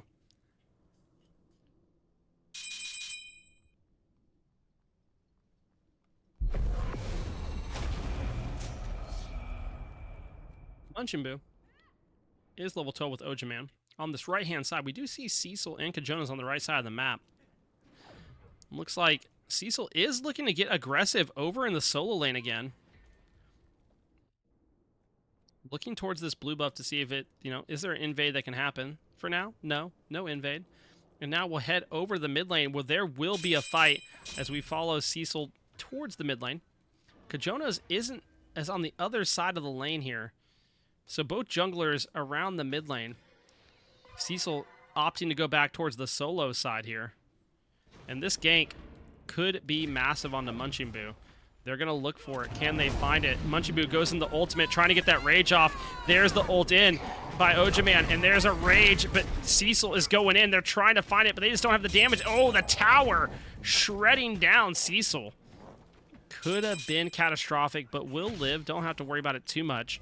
Now Kajona is looking towards the Gold Fury, pinging it out. It's 4 people here for the crew, and they're looking towards it. They have everything they need. Sir Spoon's on the way. I don't know if Sir Spoon will be in time, but Squirrel looking to put down the damage. There's the confirm with the I'm a monster, but a nice abduct in. Kajonas looks for an ult, doesn't find it. Now back over on the solo side, Cecil's over by blue buff, trying to make sure that no invade can happen here by Munching Boo. And Munching Boo is pressed up, so Cecil moving towards the enemy blue. It's not up yet, but here comes the rotation. Pluto and Squirrel are opting towards this side with the Bull Demon King. Bull Demon King is already pulled. Pyromancer just spawned, but now the crew are on the way. It's a 3v3, really a 4v3 as soon as the rest of Hex Wumbo gets here. Ojaman is rotating in. We'll get good damage on to, well, actually, never mind. The shield comes through from Munching Boo. Munching Boo will take no damage from the looks of it. And we'll, laugh it off, some would say. Bull Demon King pulled here by Hex Wumbo, looking to take it down. The crush comes through. I'm not sure who got it. Not sure. Think Hex Wumbo. Yep, Hex Wumbo got it. Or not Hex Wumbo, the crew got it, sorry. I really wish that was fixed in Spectator. That is one thing that would be quite nice. Over on the solo side, again, there's going to be a gank, but this time it's by the crew. Colonez comes in, and Ojaman could be in trouble here. Trying to keep that damage onto them and walk away. There's the ult out. Oh, Kajonas goes for the ult, but it misses. And Ojaman will be able to get out unscathed. Eats about half the health, but not going to lose too much else. Munching Boo is going in. It will be tanking damage from that tower sooner rather than later. Actually, maybe not. The tower's going to go down. A great rotation in allows Ojaman to stay there, but can't re-engage. Now Munching Boo is pushing up with a little bit of a lead. Kajona is with a great rotation that ends up just really working out here for the crew. Meanwhile, back in the mid lane, Cecil going towards this tier 1 tower, looking to see if, hey, can we poke out some damage? The root's off the mark, the crush is off the mark, but you know what isn't? The aggression by Cecil gets some good damage off. The red buff is up. Oh, the up-down ult could be catastrophic here. Cecil gets walled, gets crushed, and now trying to dive in and die is Cecil. And Will did exactly what I just talked about. Died so you can get back to the Kepriel. Play aggressive. Your life is not fraught in that moment. Squirrel gets a great ultimate off onto Cecil. Huge play there by the jungle of Hex Wumbo to go die and get pulled back. Meanwhile, Ojaman fighting over a totem. Who's going to get it? Looks like Munching Boo will get it. But Munching Boo used all the ults, is in rage form. Ojaman trying to move back towards their jungler here. Basically full health is Munching Boo. Munching Boo going to get aggressed upon here. Getting just absolutely hit by Cecil and ran down. There's the rally, and this is going to be big. Can they pick up a kill? Nice root onto Ojaman. Cecil's trying to see, can you find the damage? Oh, there's the root. Sir Spoon falls in the solo on the other side of the map to Dr. Killjoy. Dual lane has not been as active as these other lanes this game, which is interesting to see. I don't know if this is a meta switch or just this specific game. Munching Boo trying to finish off this kill into Cecil, but Cecil had good damage before taking a spill. If it wasn't for Kai Guy showing up, I think that fight goes in favor of Cecil, but lucky for Munching Boo, Kai Guy shows up and saves the life for the time being. Squirrel going ahead and, walking up to Pyro and saying, hey, let's drop a ward over there, and Venom's going to go, cool, you know what, we're going to put a ward down too, and we're going to take this Pyromancer.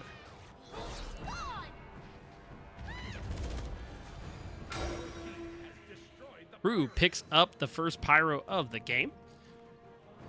and does have a pretty demanding lead at this point. The crew are up almost are up 7,500 gold or so, and that's pretty significant at this point of the game. The crew have been playing these objectives pretty well, going through and stealing camps and the like, and they have pushed quite the lead.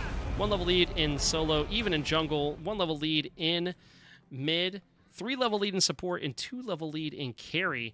I mean, Dr. Killjoy level 20 at like 17 minutes has to feel good here for the crew, but that doesn't mean anything at this point in the game. You're 18 minutes in. There's a long time left to slow them down. And as soon as people start hitting level 20, they'll even out. Pluto fighting with Kajonas here. Kajonas hits the ult, but it doesn't matter. The golden apple's on Kajonas, but Cecil goes in, and he has the ult, the Khepri ult, and no, it's going to wear out. He's going to actually not be able to die and get moved back. The revive won't go through, but Ojaman's here, and they're trying to finish off a kill. But Dr. Killjoy lives to see another day. He picks up the double kill and just has such little health left. The crew are somehow able to limp away, and now Munching Boo and Venom are saying, hey, we want to still fight. We have a lot of health. Sir Spoon in a bit of trouble here, quarter health and under. Now Pluto is getting aggressed upon by Kai Guy, and this is not what you want to see if you're Hex Wumbo. Hex Wumbo are going to step back and regroup here.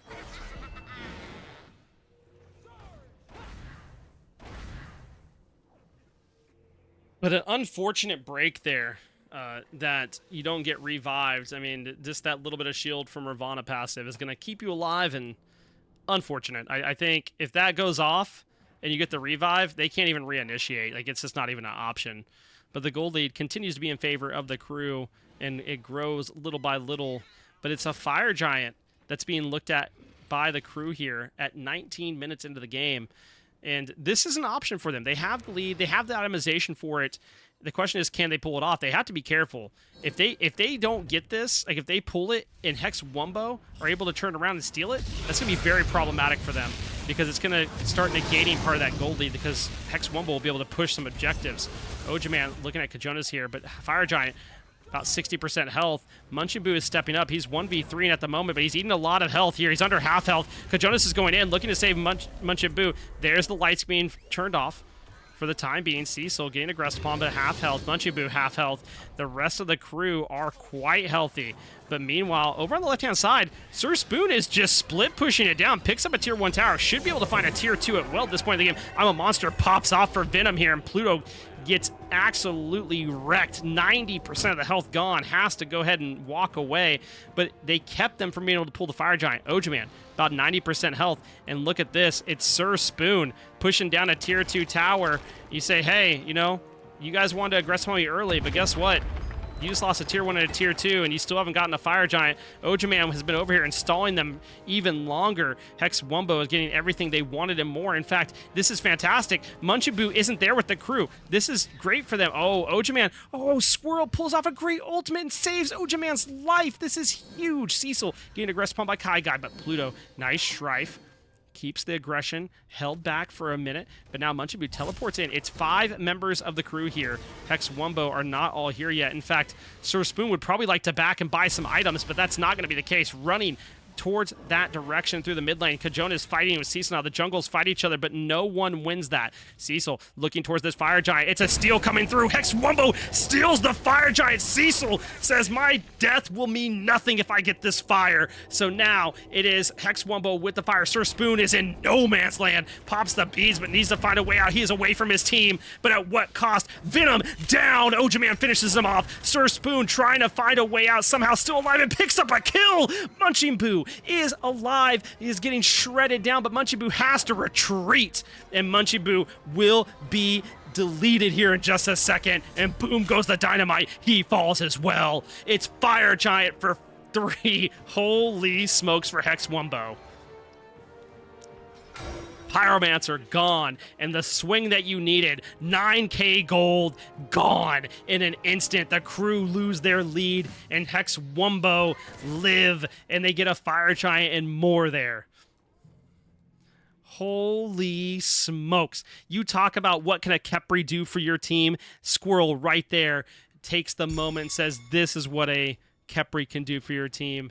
An absolutely fantastic play by the support of Hex Wumbo comes through. And now, not only do they have fire, they have the opportunity to push down an Oni Fury. There is no tier 2 left in left. There is a huge play here for Hex Wumbo that can be made, and Hex Wumbo want to push this back into their favor.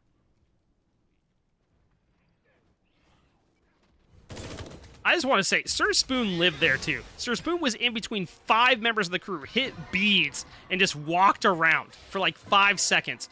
Absolutely incredible that he's allowed to leave and like not take any damage there until after the beads is down. I mean, just great play there by the ADC of Hex Wumbo. And you get the great steal of the Fire Giant in a 1v. I mean, just absolutely fantastic play. You want to talk about how to, defend against a Fire Giant and then steal it away. That was it. Huge plays across the board here. And now it is aggression, aggression, aggression by Hex Wumbo. The gold lead, gone for the crew. It is even across the board. The only difference is levels at this point, and that's not going to matter for much longer. Kajonas gets just caught sleeping around the corner, trying to be cheeky, and doesn't get the chance, and now it's going to be a tier 2 tower in mid that's going to fall in favor of Hex Wumbo, and the crew had all this momentum, and it just gets taken away, and it's like they don't know what to do. Now that it's not just a tower anymore. They're looking for a Phoenix, and Ojaman goes in against Venom and just shreds him down. Has to make it back to the team. Cecil looking to try to get a kill on Dr. Killjoy. Can't find it. Gets put down. Munching Boo trying to zone and does a great job of it. Kajones picks up a kill onto Ojaman. It's Hex Wumbo that might pay for the aggression. They got the fire, they got the Oni Fury, but right now this isn't looking great. Pluto eating a lot of damage, but not enough to justify the Kepriel that was there. It was used for CC immunity, but it needs to save Pluto's life, and it's not going to. Pluto will take a fall.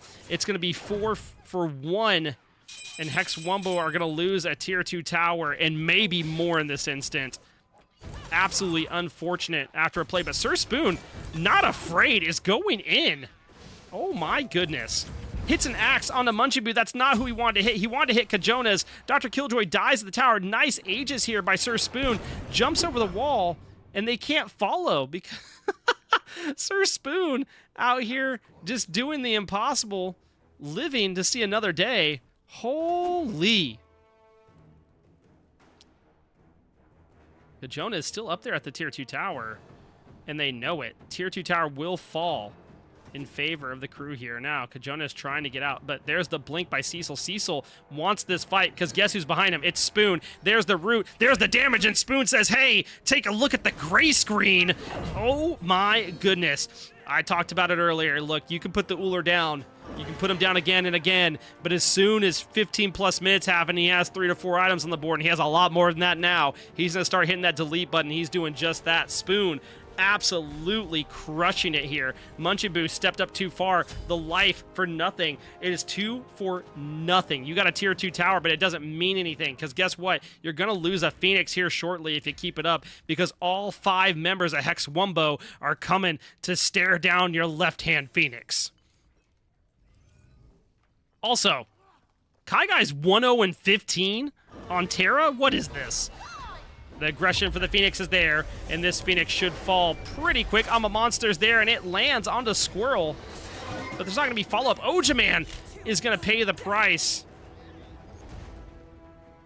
And now it's going to be a retreat by Hex Wumbo here, which is the right play.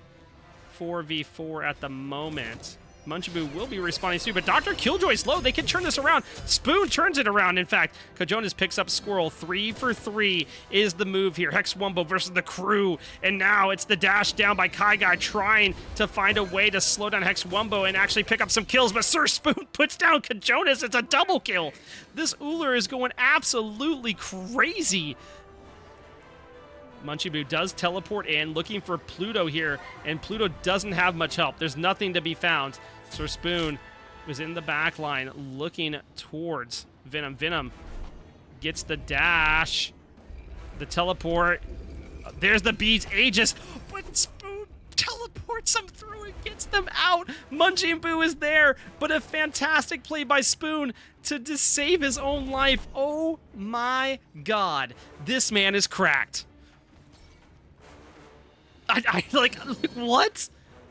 No way, dude. No way. The absolute frustration in the comms of the crew right now has to be there. The Fire Giant has respawned. Kai Guy is here. Wants to make sure that, you know, hey, Hex Wumbo is not going to be taking this Fire Giant without us being seen in it. But oh my goodness. Hex Wumbo have fought their way back into this game. They've taken the lead, and now they want to find a way to break it open in their favor. Cecil stepping up, looking, hey, is there some camps here? Is there something we can take? That Bumba's Dagger has been fully upgraded.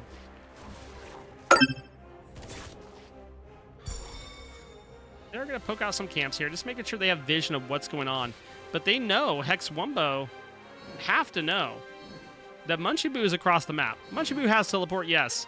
But you're going to know where the teleport's coming from if you can get vision on the wards in time. It's going to be a Fire Giant pool by Hex Wumbo. They will not wait for it to go enhanced, and as they shouldn't. Hex Wumbo poking this down. It's almost 50% health. Oja Man zoning out all of the crew right now. Oh, Venom gets shredded by Cecil. Cecil gets a great blink in, looking for this. There it goes. There's the dash. The I'm the Monster is channeled by Venom. Cecil distracts pretty much all of the crew. Kajonas goes in, but Kajonas could be paying the price. Cecil turns it around, but Sir Spoon picks up a kill. Cecil picks up a kill. Dr. Killjoy has to go back and save, you know, at least get revenge at this point. But now Oja Man diving in, and yes, it's a beads. Yes, it's an Aegis from Dr. Killjoy. The axe is barely off the mark, but the life is taken regardless. Spoon will deliver.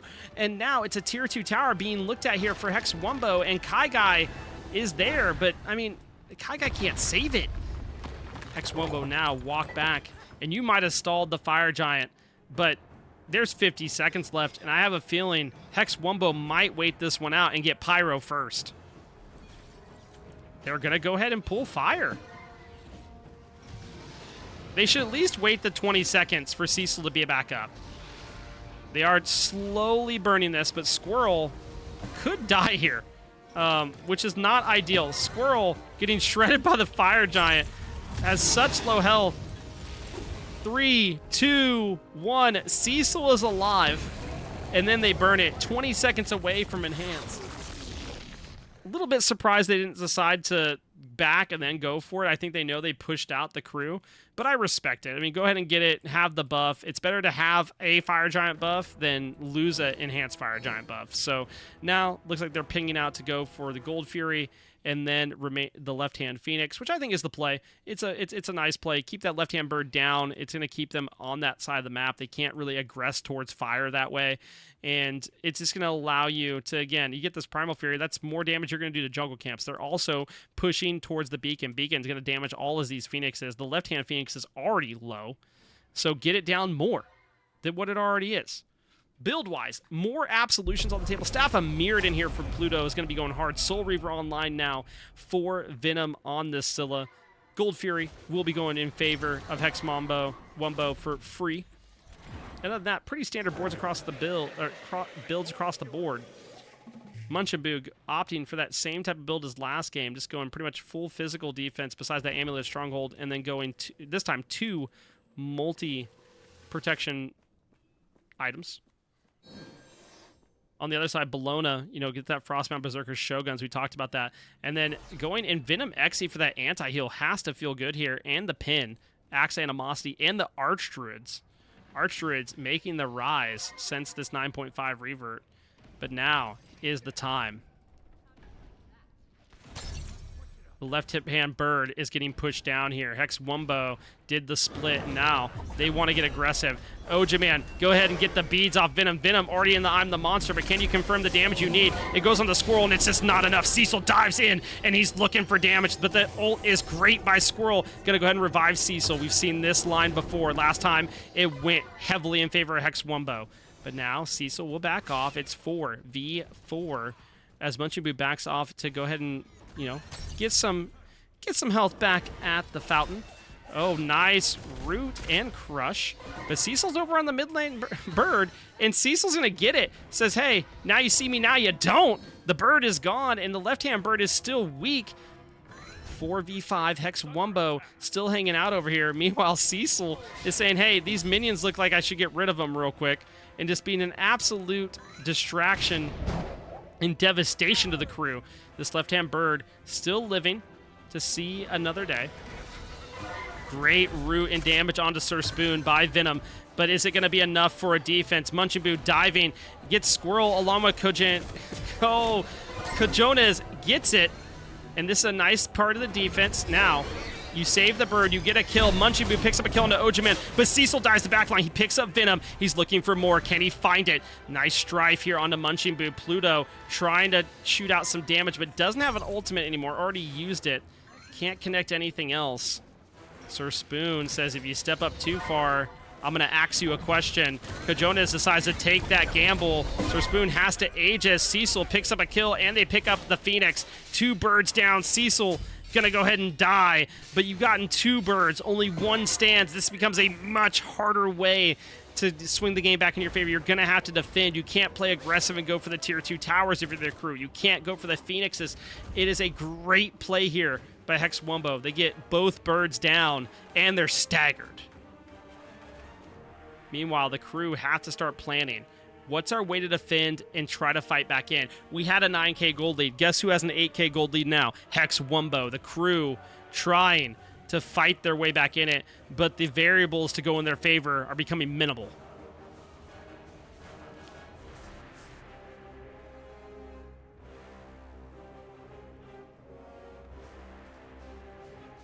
Looking at the builds, great builds on both sides. Love seeing the breastplate here. So 40% cooldown for this Terra, and then also getting that breastplate of determination. So again, you get those extra prots and movement speeds. Going to be feeling pretty good.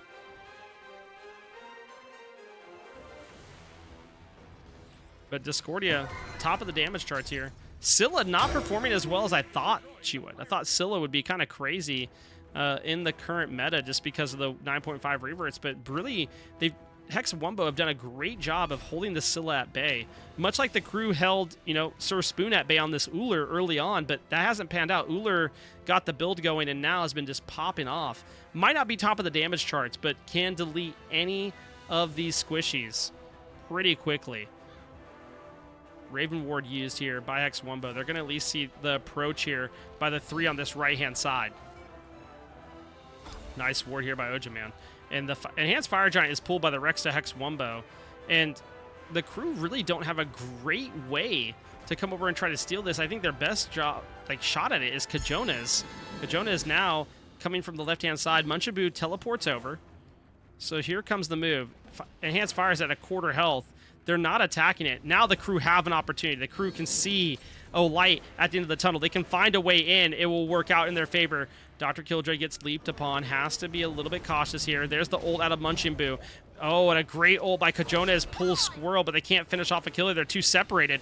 The crew trying to find a way in. There's the blink. Can they finish off a kill is the question. Golden Apple used, thrown on the Kai Guy. It's the Enhanced Fire. Now in favor of the crew. They can pull it, but guess what they can't do? Fire minions are pouring into the base of the crew. They have to back. Hex Wumbo don't have a way to stop the back of Venom, but they now know, hey, Fire Giant's there. Scylla's going to show up in a sec. Oh, Scylla's on the map. It's a go button for Hex Wumbo. 4v5. They can't afford to lose somebody here. Cecil going in, isn't able to land the root, but now going on to Munchin Boo. Munchin Boo eats a bit of damage, but not enough to really dissuade any sort of aggression back in. Mid lane Bird is back up for the crew, but an Enhanced Fire Giant call is the move for Hex Wumbo. Munchin Boo is around. Kai Guy is here as well, so is the rest of the crew at this point. The crew trying to find a way into this Fire Giant pit. Cecil goes in on Munchin Boo and shreds down his health, but now Dr. Killjoy's in trouble. Dr. Killjoy eats almost 60% of his health. Cecil gets dived upon by Kojones. They finally pick up the Raven, but is it going to cost them more? And so far, they haven't lost a life.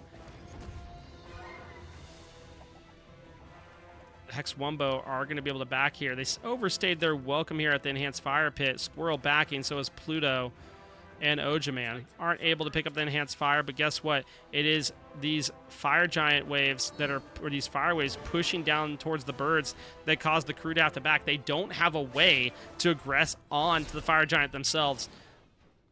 Oni Fury is up. I wouldn't be surprised if Hex Wumbo decide to move towards that direction. But the crew are on this left-hand side. They're at the beacon. And you have to be careful if you're the crew here, because if one person gets caught out, it could be devastating. The pings come through for Hex Wumbo, looking at the Oni Fury pit here. But look at this. Dr. Killjoy and Munchabu think they're being sneaky. They don't know Ojaman's around the corner, and Ojaman, I'm assuming, plans to dive into this pit. No, we'll just walk in, and an Oni Fury is just going to be handed over to Hex Wumbo from the looks of it, and it is. Oni Fury goes their way because there's no one there to back it up for the crew. The crew can't afford to send in their solo and ADC and give their lives. They just can't afford it, because that would mean the end of the game. So Oni Fury goes the way of Hex Wumbo, and those minion waves are going to feel really good at this point. You have a weakened bird in left and mid, and Enhanced Fire Giant's up. Enhanced Fire Giant becomes a lot more realistic when these enhanced waves can push towards the Phoenix.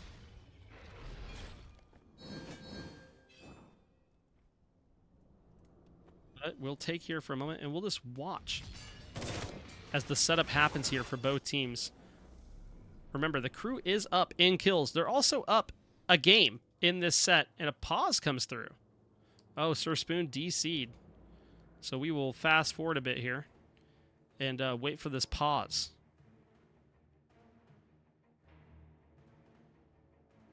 It's still going. He is back, though. 3, 2, 1. All right, cool. All right, we're good. Pyromancer being pulled here by Hex Wumbo. 50% health. I imagine Venom's going to throw a crush in there. Hex Wumbo is able to secure it, though. And that has to feel good at this point. Kajonas fires off the ult, but it just splits the uprights. Squirrel gets some damage put on him, but Kai Guy is getting shredded here. Ojaman steps up.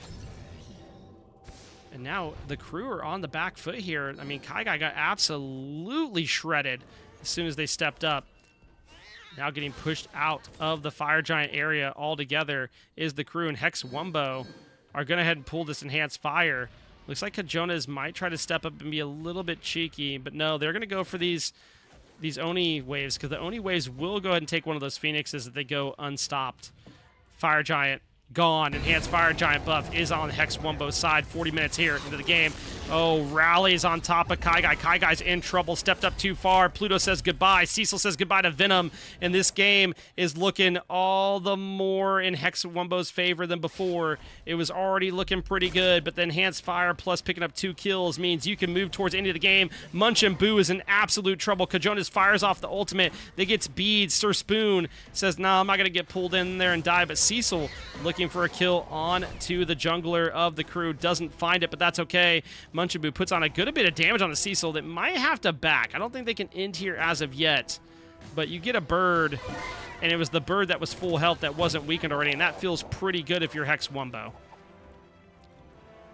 Cecil healing up. Ojaman pretty healthy. Sir Spoon is really the only one low health here, but all members of Hex Wumbo will back here and then reset up for their push.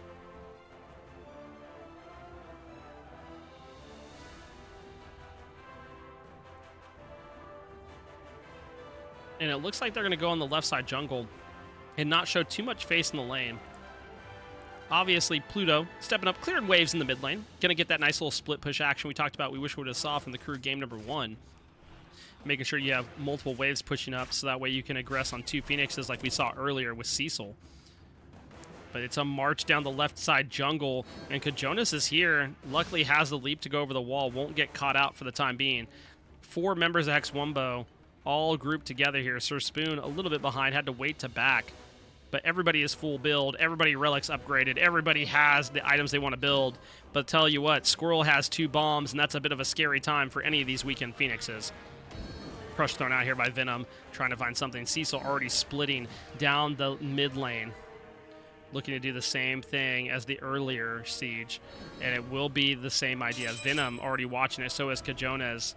Cecil won't be able to get away with it that easily this time. They are aware of his presence in the mid lane. Meanwhile, the bird on the left-hand side still being looked at. Hex Wumbo trying to find a way in that will not, stall out or possibly lose the life of one of their members. Here they go. Ojaman and Squirrel are under. And now Dr. Killjoy just gets absolutely aggressed upon. He's getting shredded here by Ojaman. He has to dash away, but the mid lane, or the left-hand bird is gone. Sir Spoon takes out Munchie Boo. That's 1 tank off the mark. And now Ojaman gets ulted by Kojones, but the nice Kepri ult, you know, nice CC immunity. For those that don't know it, it doesn't just, you know, save your life, it also is CC immunity. All the birds are down now on the side of the crew, and Hex Wumbo is looking for a way to end this game. Kojones eats a ton of damage, has to beads to get out, and now the Titan is under attack. Hex Wumbo want to go ahead and get rid of this, but the crew are doing everything in their power to defend. Here is the ultimate. There's the I'm the monster, but it's off the mark. They can't find a kill as yet. Titan under half, Titan under a quarter. Venom picks up a kill, but it's too late. Sir Spoon puts down the Titan with Ojaman and an arrow. And Hex Wumbo take game number 2 to make the set 1-1.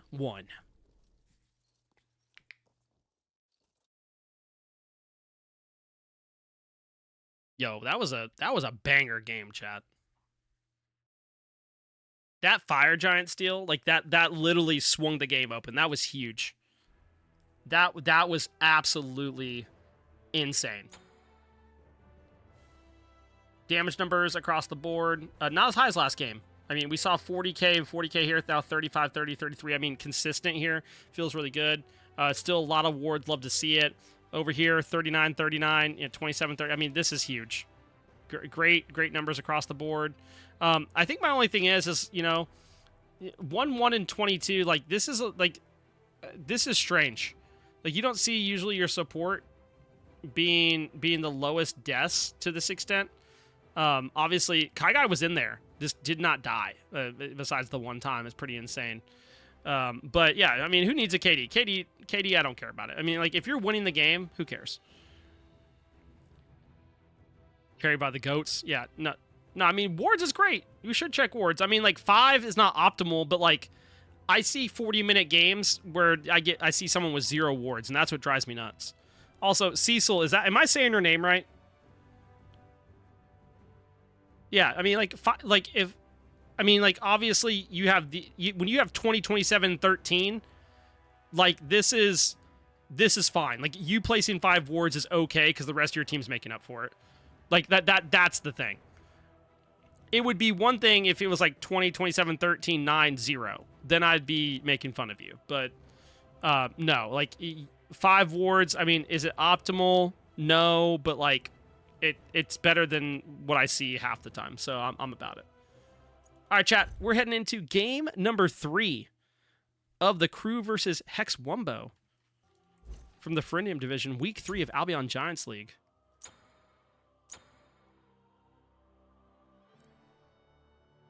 Let's do this thing. By the way, chat, if you were an Albion Giants player and you're like, man, I want to get my games casted, and AGL hasn't had a way to get them casted, there is a channel called Cast Request for Blaze. You go and put your team's name in there, who you played against, what division, and then the game IDs, and I will do my best to get them casted. That is the goal.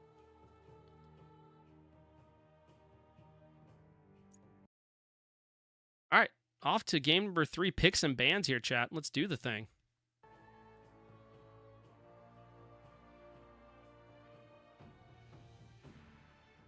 I need to bring the podcast back, OJ, man. It's been kind of gone for like 2.5 months as we revamp it, but it's coming back. I might record an episode this weekend. Yeah, we had some like schedule conflicts, but it is coming back because I needed to revamp some stuff.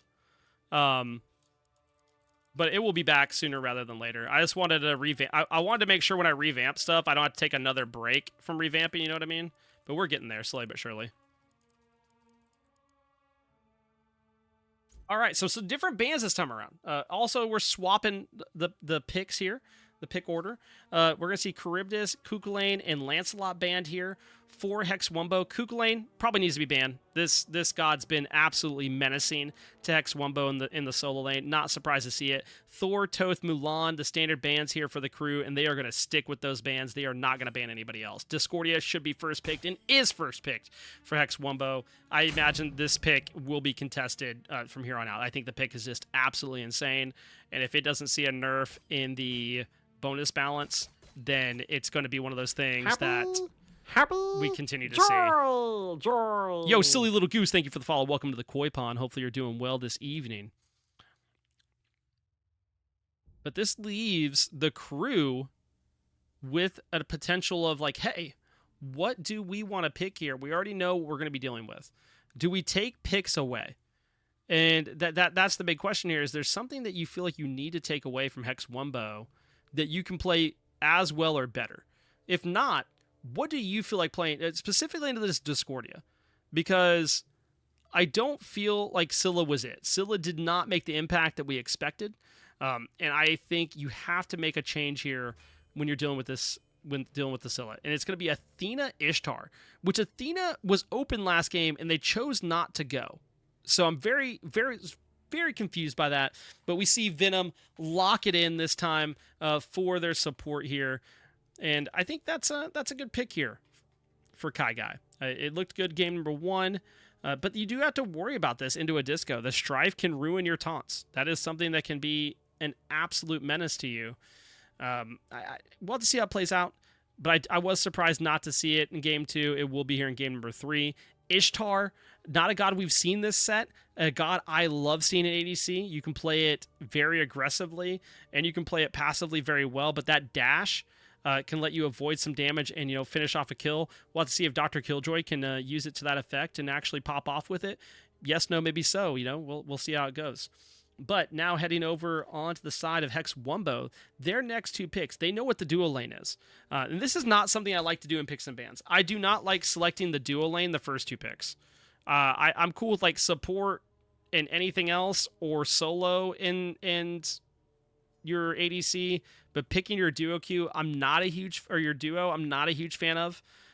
Now maybe we're all being fooled here. Maybe this is Athena jungle. I don't think it is. I think based off of how Kai Guy played again in game number 1, it is in fact support. Ooh, Ojaman Sung Wukong, Cecil Neja. Fun fact, chat: Neja with duality and rage and Death Tempered pops off.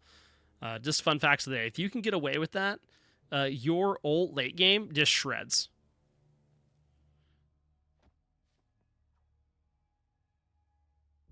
We get the Wukong here. That is gonna see how that plays out here. Should be pretty chill. And honestly, I don't hate that with how aggressive Munch and Boo has been. I think Wukong plays out okay here. Camazotz picked for Kajonas here, unless it goes solo. Pretty sure this is going jungle, and this is a pick that's absolutely menacing. Because it gets up in the air and you can't do any damage to it, and it just pumps out damage. Uller is going to be the ban here. Respecting the Uller ban. They did not like Spoon sending them to the gray screen later into the game. Nice respect ban. Agni being banned out. Then the Medusa ban as well by the crew here. And this is going to mean we get another new ADC out of Hex Wumbo. Curious to see who they pick up here. There's so many options. They have one more ban. They know they have to deal with either a mid laner or a solo pick here. It's going to be Vulcan. Great ban, honestly. The taunt into Earthshaker is absolutely devastating. The turret did get nerfed, but Vulcan is still fairly good. And unless you have a way to like instantly delete him, he's just annoying. You have to deal with his turret. You have to deal with Earthshaker. It's a lose-lose situation. So getting rid of him, big dubs here for Hex Wumbo. And now we see the crew having to get the first pick out of phase 2 bans. And they have to decide, do we want to go our mid laner here? Do we want to go our solo? What's the plan? I think you go someone with a CC immune ultimate if you're going mid. I don't know who they view as that. If you're not going CC immune ultimates, I don't know. There's some options, but I think you need objective secure, and you need something to follow up off this Athena taunt. So you could go like a Cuckoo. It's not CC immune, but like, dude, it does damage. Morgan Le Fay, not bad. No, Morgan Le Fay does a lot of good damage. She doesn't have the objective secure portion as much. Like, she can secure an objective. It's just not that like burst ultimate. But she follows up off of Athena taunt really, really well. She has the lifesteal. She has a way to throw out a clone, the slow, or the fear. I don't hate this. I think it's a really good pick as far as CC goes. It makes me wonder what their plan is for solo. But we'll get to that momentarily. They are dealing with a Wukong, so I think there's a lot of options there. But it might be Camazotz solo. That's still an option that is available. Meanwhile, for Hex Wumbo, they know what the draft is besides that last pick. And this is going to be interesting. Yamoja is going to be the hover here, and we love a Yamoja here. Yamoja, banger. If this is Cupid, I'm picking Hex Wumbo all the way. Lock the Cupid, Sir Spoon. Do it. I love Cupid, chat. Oh my god. Please. Lock it. No! I've been betrayed. Oh my goodness. Yamoja, on her. I like on her. On her is good. On her is going to feel good here, especially with River's Rebuke. Everything about this is fantastic. But man, in this one. would I like to have seen Cupid. Cupid would have been absolutely huge here. And now Munchie Boo gets the last pick here, and he knows what he's playing against. So what is going to be this solo pick? Or is it going to be Camelazot solo in a different assassin? That's the question. Yo, Nea Mavu, fellow stream team member. Thank you for the raid. Hope you're doing well this evening. Hope your speed runs went well. Get a shout out going for Neamavu. Welcome in, Raiders. I am Blaze McBain. I cast, I coach, and I play a lot of Smite. I'm on the stream team with Neamavu.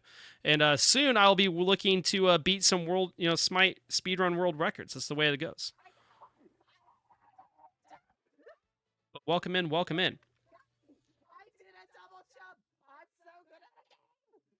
We are casting the crew versus Hex Wumbo from Albion Giants League. It's going to be a tier solo. Let's go. Okay, so this is going to be interesting. We have tier versus Wukong. So we're going to have to pop off and see what happens with there. All right, well, let's head into game number 3 of the Albion Giants League Week 3 Ferendum Division of the crew versus Hex Wumbo and see who comes out on top of this set. No Kepri this time, so no Kepri Bezos interlude like last time, so you won't have to hear my lovely voice on that track. But, we are writing a new parody song for Smite, so just know that was one of the donation goals we had a couple months ago, and I am working on it. I've gotten it started. We're trying to do Enemy by Imagine Dragons, and I think we're going to write it by AMC or ADC. I haven't decided yet. Maybe both, but we are working on it, and that'll happen slowly but surely. But let's get our items and gods set up real quick. Everybody is loaded in, so we don't have to worry about things getting moved around once we start. Why did I do that? It was already set up. Holy smokes, we're bad at this. There we go. All right, let's see how we do here. Go ahead and get the fast forward going. Looks like we're getting pretty standard builds across the board. We're going to see an Eye of the Jungle finally by Cecil here. Other than that, all items that we've seen tonight. Nothing too crazy. And minions have spawned. We're in it to win it. Who will get first blooded this game? Last time we saw it really, really early into game number 2. But here in game number 3, I expect that maybe it's either going to happen just as early or both teams kind of know how the other wants to play now, and they know that everything's on the line for this set as far as whoever wins gets the points for that, and that's going to feel pretty good here. Kai Guy wrapping around behind, trying to be a little bit cheeky, but isn't going to find anything. Is going to dash that way. They're going to go for the damage on the way. Dr. Killjoy gets left alone by his support. Could be a little bit troublesome, but ends up dashing away here.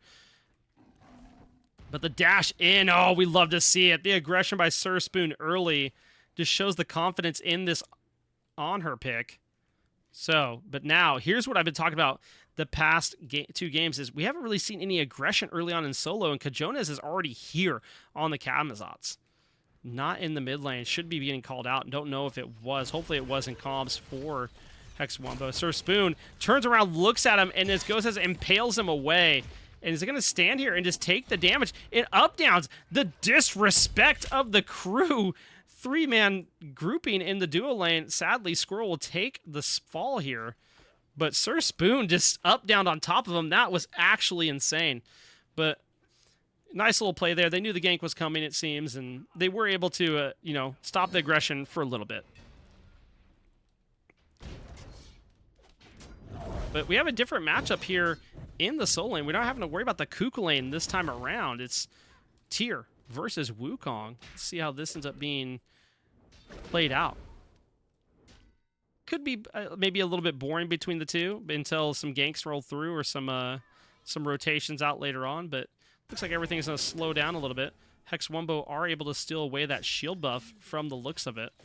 But they don't want to let Sir Spoon pick that up. He does pop the pillar, looking to find the damage. There's the taunt, and a nice impale into the pillar. He jumps in. Oh, he's looking for a kill. And now it's Dr. Killjoy that's under threat, but Kajonas shows up in dual lane yet again, switches up the playstyle. He's not walking away with one. They're getting both members this time around, and it's a double kill for Kajonas. But on the other side of the map, it is Ojaman with a kill with the help of Cecil in the solo lane. But Kajonas getting active early in this dual lane was something I asked about earlier on. You know, these jungles have been kind of neglecting it, and this time they're not letting it go. They are getting active, and they want to get that damage early on. The crew taking off to an early lead here. And Kajonas making the impact, you know. 100% kill participation has to feel good here when you're the enemy jungler.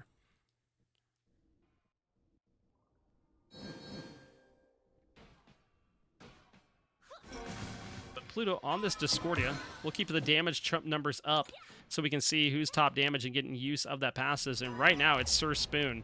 And that's the thing. You don't want On Her to have Discordia passive. Because On Her with Discordia passive, as soon as he gets flat pinned, is going to be an absolute menace. Oh, a nice Riptide here by Squirrel. Even better, there's the root stun. Oh my goodness. Just sign me up for this. The aggression, they don't care. They're like, oh, you're level 5, cool story. Taunt comes in by Kai Guy, but Hex Wumbo is not being dissuaded in this dual lane. They are still playing aggressive. They finally trickle over to level 5, and now Killjoy and Kai Guy actually have to be careful, because if they step up and they get Rivers rebuked into an on-hurl, I mean, it's going to be devastating. There's no way out. Kai Guy going in, gets the taunt. There's the Rivers rebuke. And there's the, there's the ult, but it doesn't do enough damage. Kajona's on the way. Can they finish off a kill is the question. The answer is no. Kai Guy low, Killjoy low, but Sir Spoon also low, getting aggressed on by Kajonas, and Kajonas doesn't follow that up. But look at that. Venom HQ was on the way as well. They were looking to all end on this dual lane. They want to make sure that nothing can happen. Oh, the bounces, but it doesn't bounce back to Killjoy. And Cecil will not be able to pick up a kill here. Looking to get lucky with the Neja.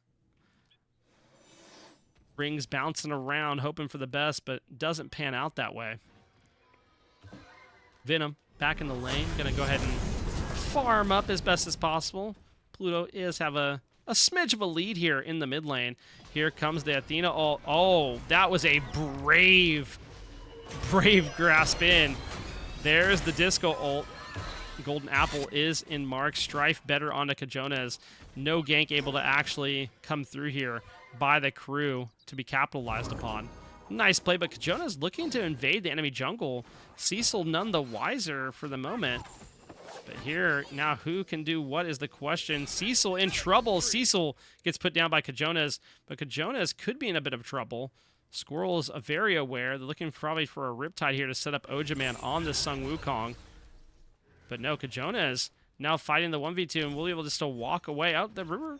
Nice little Riptide to follow up, but nothing that can be followed up damage-wise. So for now, Kajonas will be able to live to see another day. And everything will kind of stall out here for a minute. Duo lane, the 1v1 is going on. Meanwhile, over on solo side, both jungles are on this right side. I don't think we're going to see a gank out of either of them. Ojaman going for that cooldown buff, and the blue buff will be dropped by Cecil. And it's just a nice little chill moment here in the game. The gold is absolutely even though the kills are ahead for the crew. Kajonas looking for Cecil, but now is a level down, and Kajonas could be in trouble here. Has to go up into the ultimate. Cecil is actually the one in trouble. Gets taunted by Kai Guy. Kajonas will pick up the kill. There's the Rivers Rebuke. Kajonas trying to escape, but won't be able to. That golden apple by Pluto was right on the money. Munch and Boo now looking at Squirrel. Ojaman trying to make the way up. Can you find a way in to do something? And no, they both all get to walk away, and it works out to, you know, be a nice little 1-for-1. Back over on the duo side, Sir Spoon is down. A little bit of experience, but oh, here comes the ult. Dr. Killjoy looking for the kill. We saw the dash. Oh, it doesn't finish it. You were hoping that the backflip allows you to get the kill, but no, not this time. Sir Spoon will live and actually gets the back here. Still holding on to that disco passive, though, is Sir Spoon. Dr. Killjoy will go ahead and pick up that wave and maybe push down those bastions. No, actually goes to the buff. Pluto getting just absolutely aggressed upon in the mid lane. Venom ults, doesn't even have to. Venom on the board here. And Morgan Le Fay, like I said, has the Doom Orb even. Wants to be a speedy Morgan. And I'm down for this. Kajonas, again, aggressing onto this duo lane, being super active over here in game number 3. Sir Spoon walking away. Great impale and great damage put out by Sir Spoon. But now here comes the ultimate in by Kai Guy, and it isn't even needed. Dr. Killjoy finishes off that one onto Sir Spoon. And Hex Wumbo are just having a hard time finding their way here early in game number 3. But if you watch game number 2, you'll know that doesn't matter. Hex Wumbo were down 7k gold, maybe more, when they took the Fire Giant as a steal in game number 2. So nothing to be too dissuaded by here. They know that they can still rope this one back in. It's only a 1900 gold lead, nothing too crazy at the moment. But Cecil and Squirrel are stepping up to Kajonas and Munching Boo here. Ojaman not too far behind. Munching Boo actually getting some good damage put onto them. And now here comes the River's Rebuke, and Munching Boo could be in a little bit of trouble. Dash is out. Kajonas is up in the air. They're going to find Squirrel here. Squirrel has no way of getting out. Nice shell. Maybe they do? No way. Okay, Squirrel dies to Kajonas here. Pluto is over here now. Cecil's going to fall all the way back near between the tier 2. Kajonas trying to get out, but it's not going to matter. Boom goes the dynamite, or should I say the apple here by Pluto. Ojaman looking to try to help Pluto stay alive, but there's the taunt, and Pluto's in a lot of trouble here. Ultimate sitting up in the cloud for a second and somersaults his way out of there. And would look like a nice little play there by Hex Wumbo. Ends up getting turned on its head a bit. But again, nothing too crazy as of right now. Sir Spoon grabbing away, putting some vision down, and now looking towards these bastions to go ahead and get those down. Wants to go ahead and try to maintain some type of relevancy as far as the golden XP, so not too surprised there. And Dr. Killjoy only has about a level lead, so it's nothing too significant at the moment. Easy to turn that around. And Sir Spoon is going to stand here and attack this Bastion. Has no fear in the world of this Ishtar. And is actually putting out good damage here. Already has the Aussie online, which pairs well with that on her passive. And that ward picks up. Kajonas on that rotation. And Kajona is now backing. Wasn't sure if that step over on the left side there would cause him not to back, but it does not for the time. And Sir Spoon now walking up and getting another wave. Evening things out a bit, but still about half a level down. Meanwhile, in mid lane, Pluto gets a nice golden apple onto Kai Guy. And Cecil looking for the damage onto Venom. Oh, he's going to live with just such a smidge of health. There's absolutely no way. Under 20 health for the Morgan here is absolutely crazy. Oh, my goodness. But now, Cecil in trouble over here, trying to invade some camps, but getting ran down by Kai Guy and Kajonas. But the nice ult up into the air. Ojaman trying to follow it up. Cecil going to take a spill, but Kai Guy still going to be pretty healthy here. Now Squirrel walked up to try to do something to help, but there's nothing to help at the moment. Pluto could be in trouble in the mid lane.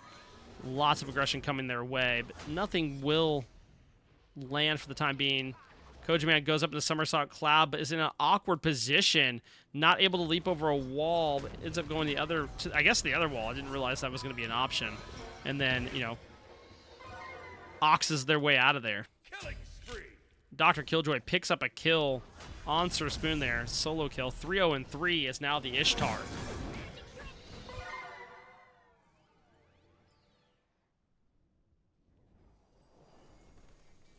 $12 kills on the board here for the crew, but only 1,600-ish gold lead to show for it. Cecil probably, maybe, yeah, it's going to take a spill. What? Oh my goodness, Cecil lives somehow. Able to get out of that one. Lucky day, I suppose. But Pluto now in the 1v2 in the mid lane gets taunted, but there's no follow-up here for Kai Guy. Just a nice little poke out, which has to feel pretty good here. 0-9 is Kai Guy on this Athena. Showed off the pick in game number 1. Now game number 3. Showing off how he feels about it. Feeling pretty good. Blue buff has spawned here for Ojaman. He's going to go ahead and go grab it while Munching Boo pushes out a wave to go into the tower. And Ojaman says, hey, I don't want to lose all that farm. I'm going to go and make sure I clear this buff under the tower real quick. That way I get all my XP from the wave. Great move. And Munching Boo will pick up the cooldown buff. Meanwhile, in mid lane, Stygian Beacon has spawned. River's Rebuke has been used. And Hex Wumbo trying to find a way to pull this, but they don't have a way as of yet. Now all the members of the crew, 4 are there, and it's going back their way. Sir Spoon over on that left side goes and picks up the tower, getting that team-wide gold. It's going to feel pretty nice. Kajona is making that rotation. Meanwhile, Beacon going in favor of the crew. That's the Aegis for Sir Spoon. Can he live out the ult by Kajonas? He does. He tries to turn it around, but the blades, the shining blades, come through the wall by Dr. Killjoy and put him down. He was going to be able to turn it around. He was going to be able to live, but the ADC of the crew says absolutely not and saves the life of the jungler. Oh, the golden apple bounces off the walls. Bounce, bounce, bounce onto Venom. Assuming Aegis was used there. It was by Venom in order to not take the damage there, or else it could have been catastrophic for the mid laner. But now Cecil goes in, misses. Oh, but does get the ult out of Venom. That has to feel pretty nice. Can't be too mad about that one. And now is Hex Wumbo trying to find a way back in. They thought they were going to be able to get the shutdown, and they weren't able to find it. Yo! Shout out to Guardian Mental Health for the raid. Hopefully the art went well tonight. Thank you, thank you, thank you for coming in. For those that don't know, hold on, we're going to pause the game, chat. For those that don't know, Guardians Mental Health is a 501c3 nonprofit organization that you can go and get a mental health kit from it. If you're in the U.S., we ship them nationwide. If you're not in the U.S. and you're like, man, that sounds really awesome, I would like to get one of these mental health kits you speak of. You can go on your handy-dandy phone, and you can download the app on your iOS, Android, and it will not collect any of your personal data. It just gives you vetted resources that you can get right there on your phone. You also go on the website and look at some of the PDFs and things we have you can print out, but make sure to check it out. It is an awesome mental health resource to use. Guardians, I hope art went well tonight. I hope you guys are all doing well. For those that don't know me that are coming in from the raid, I'm Blaze McBain. I do a lot of casting of Smite, or I play a lot of Smite, cast Smite, coach Smite, but I also do a lot of variety content, and I'm a Guardians Mental Health Ambassador. I love doing everything I can to spread mental health awareness. But we'll throw a Guardians Mental Health clip up there on the channel as well, which is probably going to be from Destiny 2, which we've been playing a lot here on the stream and off stream as well. But yeah, we'll be hopping into, this is game number 3 of Hex Wumbo versus the crew from the Albion Giants League Ferendum Division. I hope everybody's doing well tonight. And let's hop back into the game. It looks like the crew is going to pull Pyromancer for free here. There's not going to be any way Hex Wumbo can come over here and do anything about that. But we do have to keep an eye on that. Dr. Killjoy does have a pretty significant lead here in Duo. It's a 2-level lead.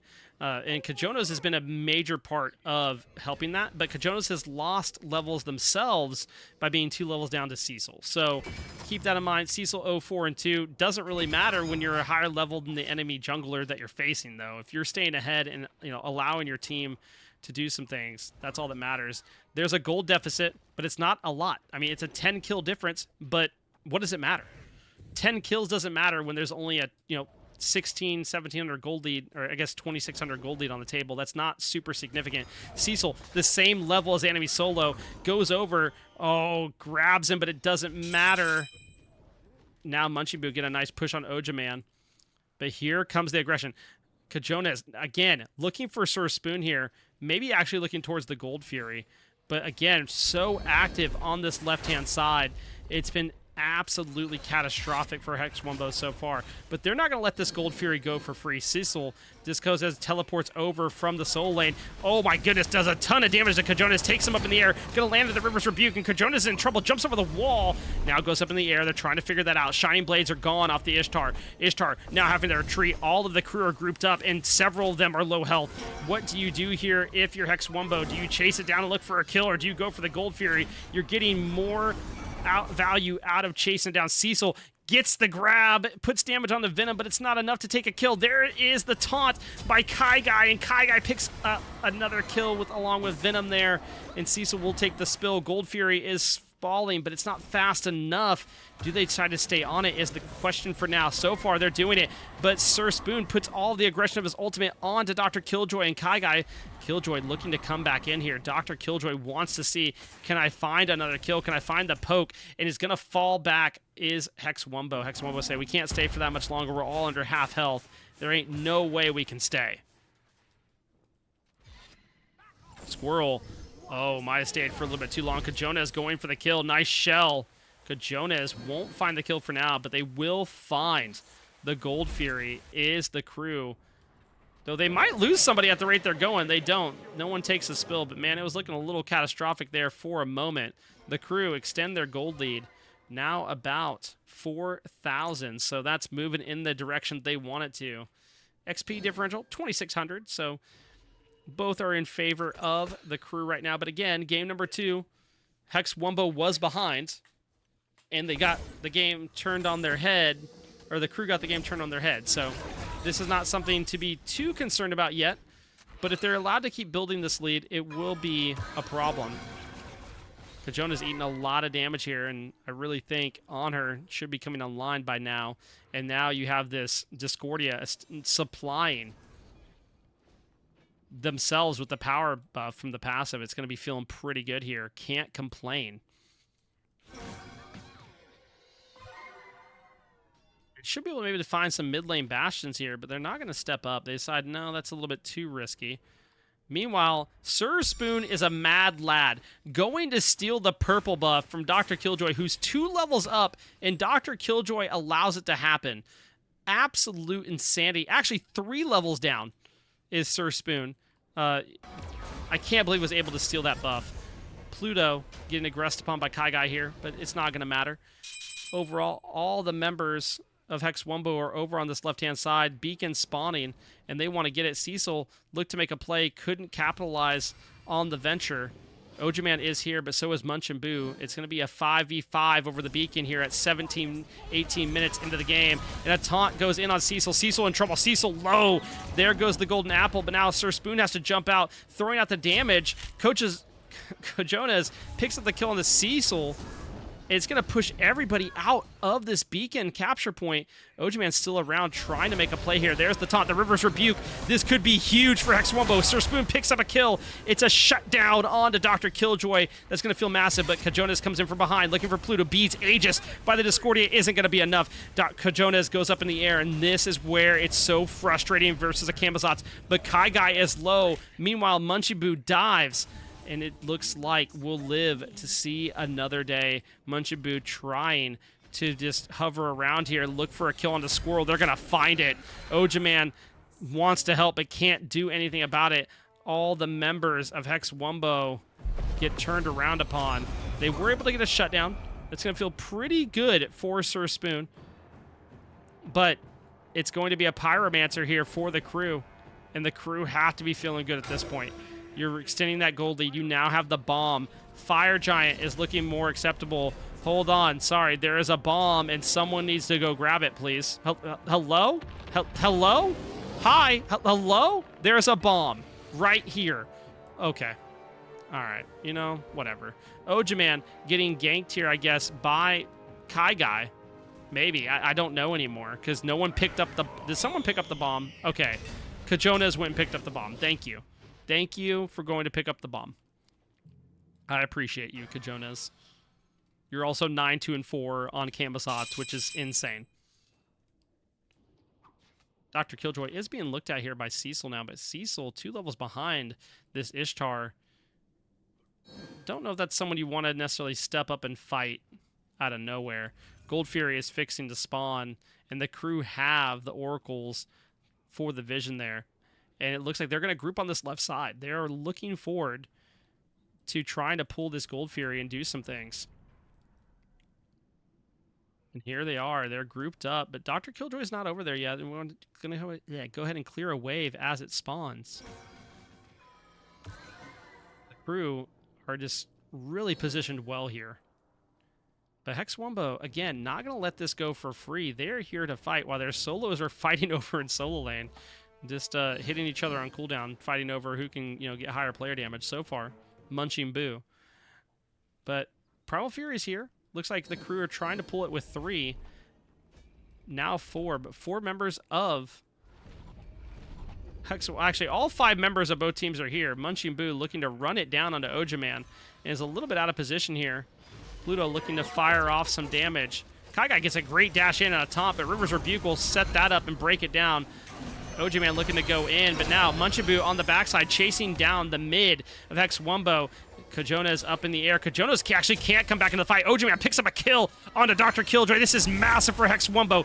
Venom now in trouble under half health. Can Ojaman capitalize on it? Ojaman pushes him out. Kajona is looking to find a way back in. I don't know that you can find it. Cecil trying to find something. Munching Boo falls to Pluto. And on this backside, Kaigai trying to set it up. Kajonas finally falls to Ojaman. Kaigai looking to take a spill too. It is 4 for nothing. And it's going to be a Gold Fury peel for Hex Wumbo here. And Hex Wumbo have to be feeling pretty good. Again, we're down a drastic amount of gold, but it doesn't matter. They find a way to turn it around. They're skipping the Gold Fury. They're running across the map. They don't want the gold. They want the big boy. They're going for fire.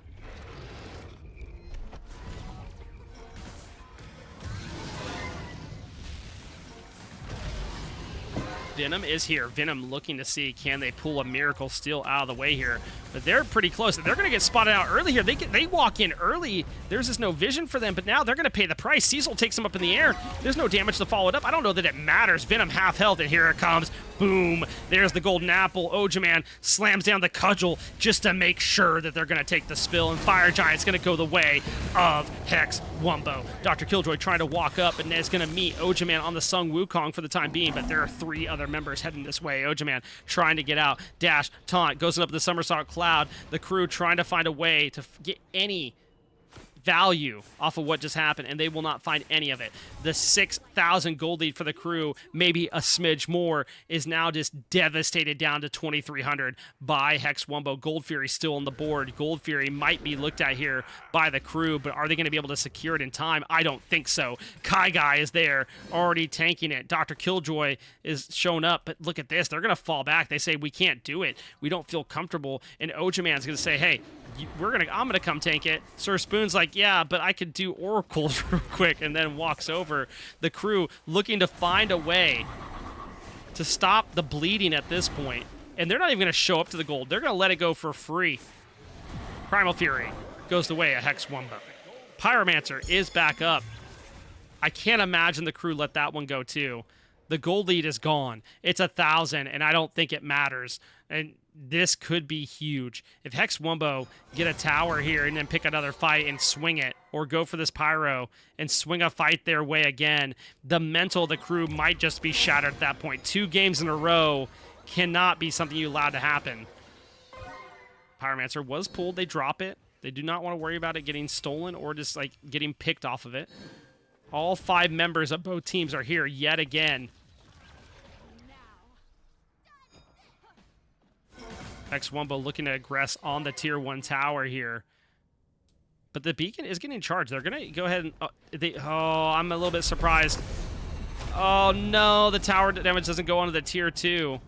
But now, Hex Wumbo are using this aggression. Kajona's positioning could be absolutely fantastic here. Looking to flank. Misses the damage. Munching Boo eats the damage, but Pluto is not healthy. Kajona's up in the air looking at Squirrel. Squirrel eating some damage, but it's not enough. Munching Boo is low. Ojaman has to find some damage onto somebody, you would hope, but no, has to actually ox out, and Kajona's looking for the kill, trying to find it.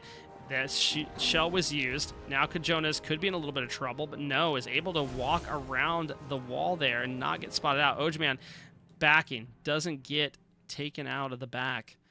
Hex Wumbo gonna walk away kind of scot-free here. They get a tower and they lose 1, which I don't think is too bad.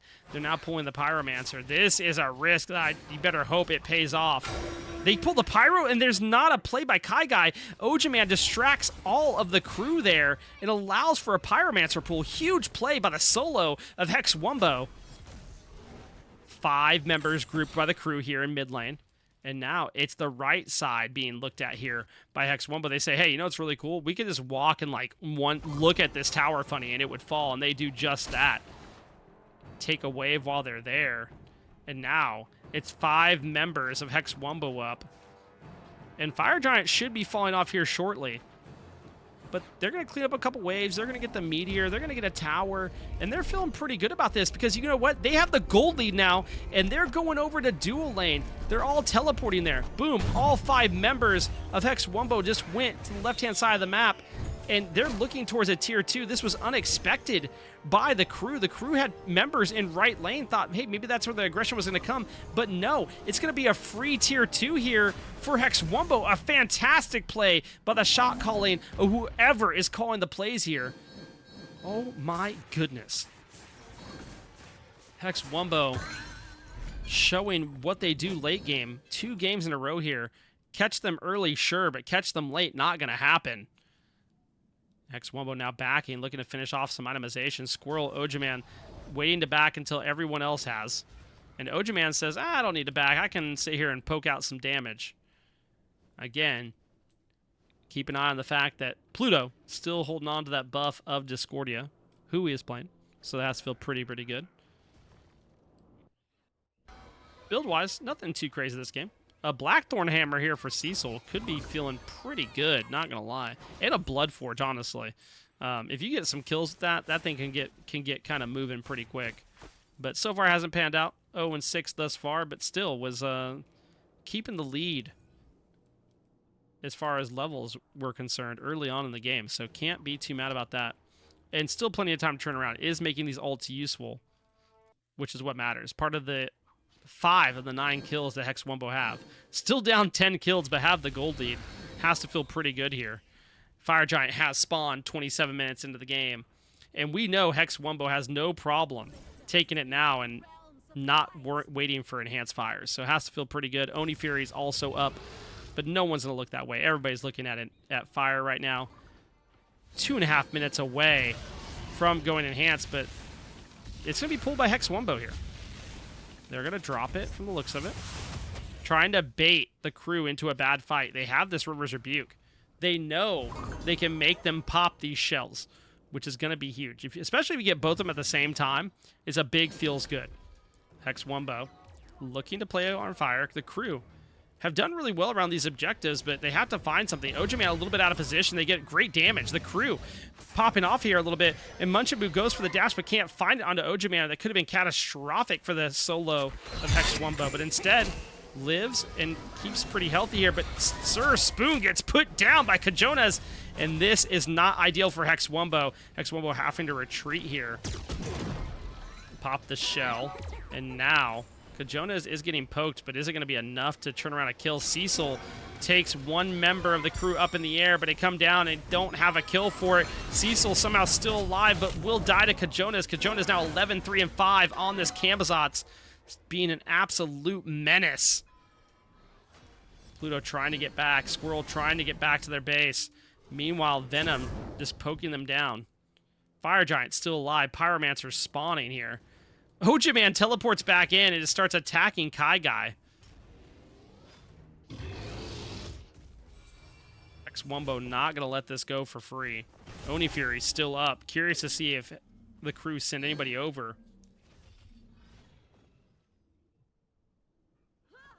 As they have in previous games, but thus far, they are not. They are looking to see if they can catch Ojaman out of position, though. Ojaman says, nah, I'm good, and flies over towards the Gold Fury pit.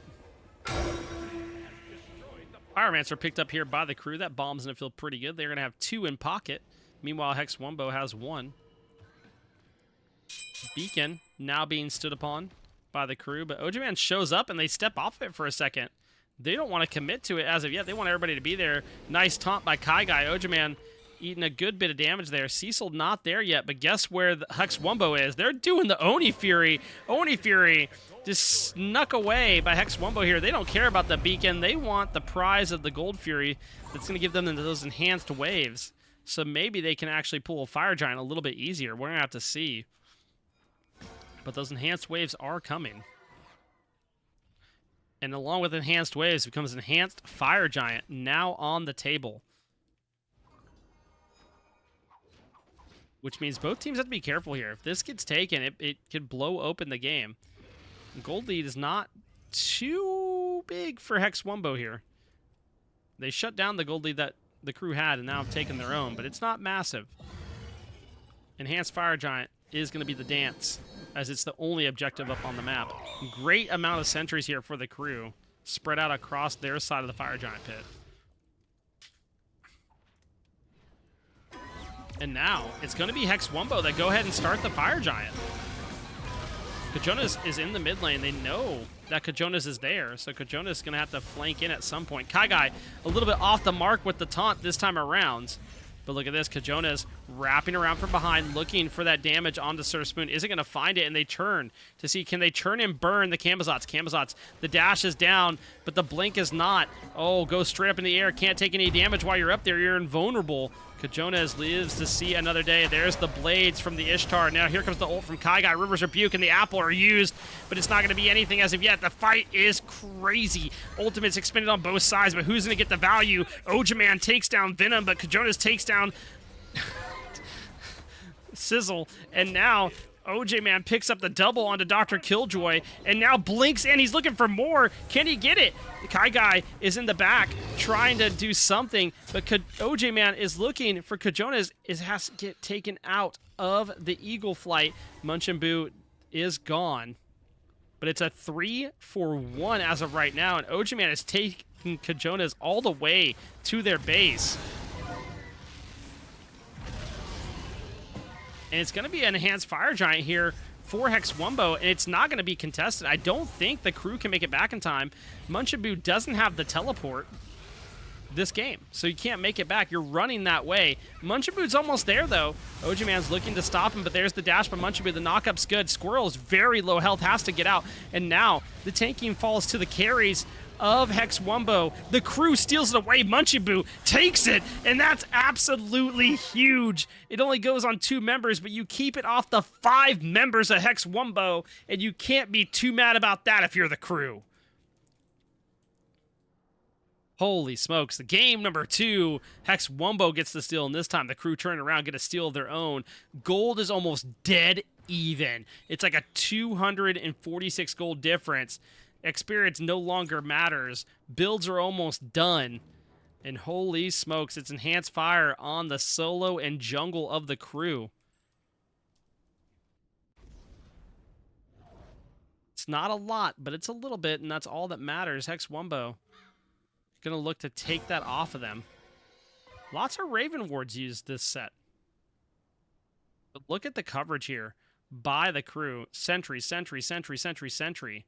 5 sentries over near the Fire Giant pit is pretty massive. Now the crew looking to do Pyromancer and get another bomb, and then they're going to look to go ahead and start pushing down some tier 2 towers here. Kajona is already setting up for a tier 2 tower in the mid. Ojaman on the way. Looking to see, can you get that bubble? And not for the time being. It does have the Magi's Revenge. It's going to allow them to, anybody that, the person that pops the bubble is going to be able to get ran down upon. It's going to feel pretty good. Looks like Primal Fury is going to go the way of the crew here. And Hex Wumbo have no real way of stepping up. They need to defend these tier 2 towers, so they're all setting up there. Getting some great wards up here. Sentries on the right-hand side along with wards across the board here. The thing is, the crew have no waves that are pushing up, so they have to go back for these waves or just tank with the tanks, and I don't think that's an option that they want to do. They don't want to send their solo and support under there to just tank free damage. Meanwhile, in the mid lane, Munchenboo is stepped up by themselves, but on the duo side, you have the crew marching it down. This is going to be spotted out by Ojaman and Sir Spoon. Should be a convening of Hex Wumbo here. Meanwhile, in the mid lane, they're going to lose a tier 2 to Munchenboo, but they know where Munchenboo is for now. Cecil is going back over there, but now it's back over the tier 2 and left. And what do they want to do with it? Big damage here by Pluto onto Dr. Killjoy. And that is massive. Dr. Killjoy actually has to back here. So the crew can't push this left-hand side with their ADC because they had to back. He got shredded down. Massive play for Hex Wumbo. And now Hex Wumbo is very aware that they're retreating on this left-hand side. Beacon has spawned. Munchinboo is there. Cecil looking at him. Nice grab. Half health is Munchinboo. Could be a problem. Beads are now down after that usage of them. Yeah, you get the beacon, but I don't know. Was it worth your bees is the question. Also, I didn't realize my camera was still up, chat. My bad. I was covering up part of the screen. No one said nothing. I didn't mean to leave it up.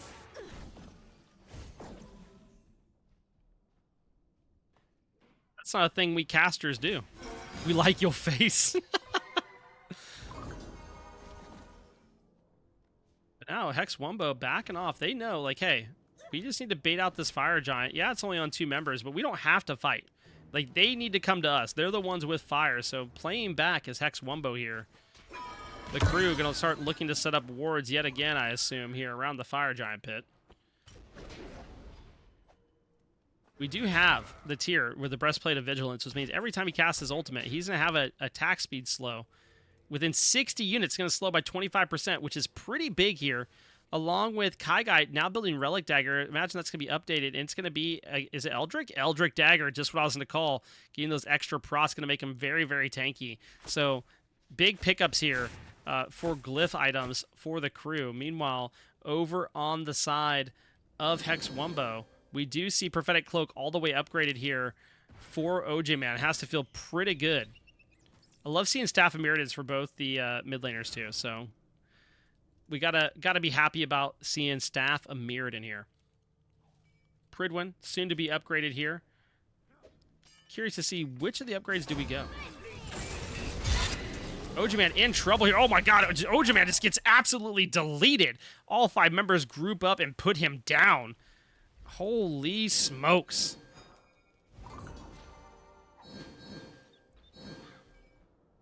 That was devastating. Just the wrong place, the wrong time for OJ-Man there. 4v5 now with Enhanced Fire up. Enhanced Fire is not something you want to give up too easily here. The rest of Hex Wumbo are here. They're sticking around.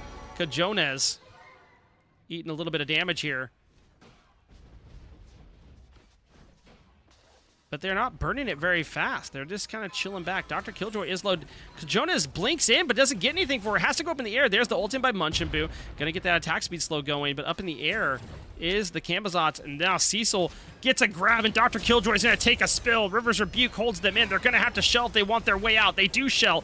Kai Guy eats a lot of damage, but Cecil on the backside, it's a double kill. Now on the Venom, and Munchinboo trying to find the jungler of Hex Wumbo, but now Hex Wumbo running it down. It's another grab on the Kajones, and Kajones is low. Kai Guy falls to Sir Spoon. There's only 2 left on the side of the crew. The crew trying to make their way out by the hair on their chinny chin chin. They can't do it. Cecil picks up the triple, and now Hex Wumbo looking for more. It's a deicide here at 38 minutes, and that's absolutely huge for Hex Wumbo because now they can march down the mid lane. They don't even need fire to end this game.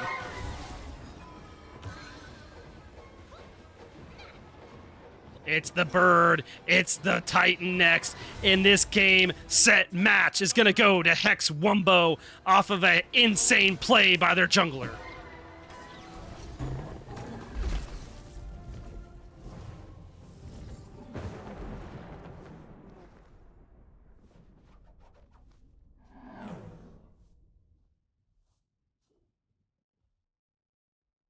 Holy smokes. What, like, that game was, like, so calculated the whole time, and then that fight happened, and it was like, game over. What? The triple. Yo, I love the fact, this is something I would do. I would have 0 kills the whole game and triple at the end, so it makes it look like I did something. Yo, but Cecil popped off that last fight. No joke. I mean, that was a big fight. That was huge. Huge plays by Hex Wumbo there. And honestly, the crew played really, really well. They just need to, their big problem is getting a lead and not being able to sustain it. Like, just getting it stolen. But huge plays. Honestly, Hex Wumbo come away with the victory. Great set. Great set to watch. Feels good to be casting. I haven't solo casted in a hot minute. But yeah, Hex Wumbo, they just need, like, the early game, they can't let that get as out of hand. If they can clean up early game, it's going to get easy for them. And then you have the crew. The crew just needs to work on, like, maintaining their lead and be able to push it and then take things with the lead, not just stall out. That was the big problem there. Appreciate you taking time. Yo, anytime. I love casting. It's so much fun. Casting's a good time. I didn't have a second caster with me tonight just because I wasn't sure if I was going to be able to do it in time or not. So, normally I'd have another caster with me, but I didn't have it tonight, sadly. But yo, thanks for coming and hanging out. Thanks for following and stuff. Appreciate that. Thanks for giving me some games to cast. I'm glad that people saw the channel, because I asked Majin a couple weeks ago. I'm like, yo, just DM me channels, please, so I can cast games. And anytime I can get them casted,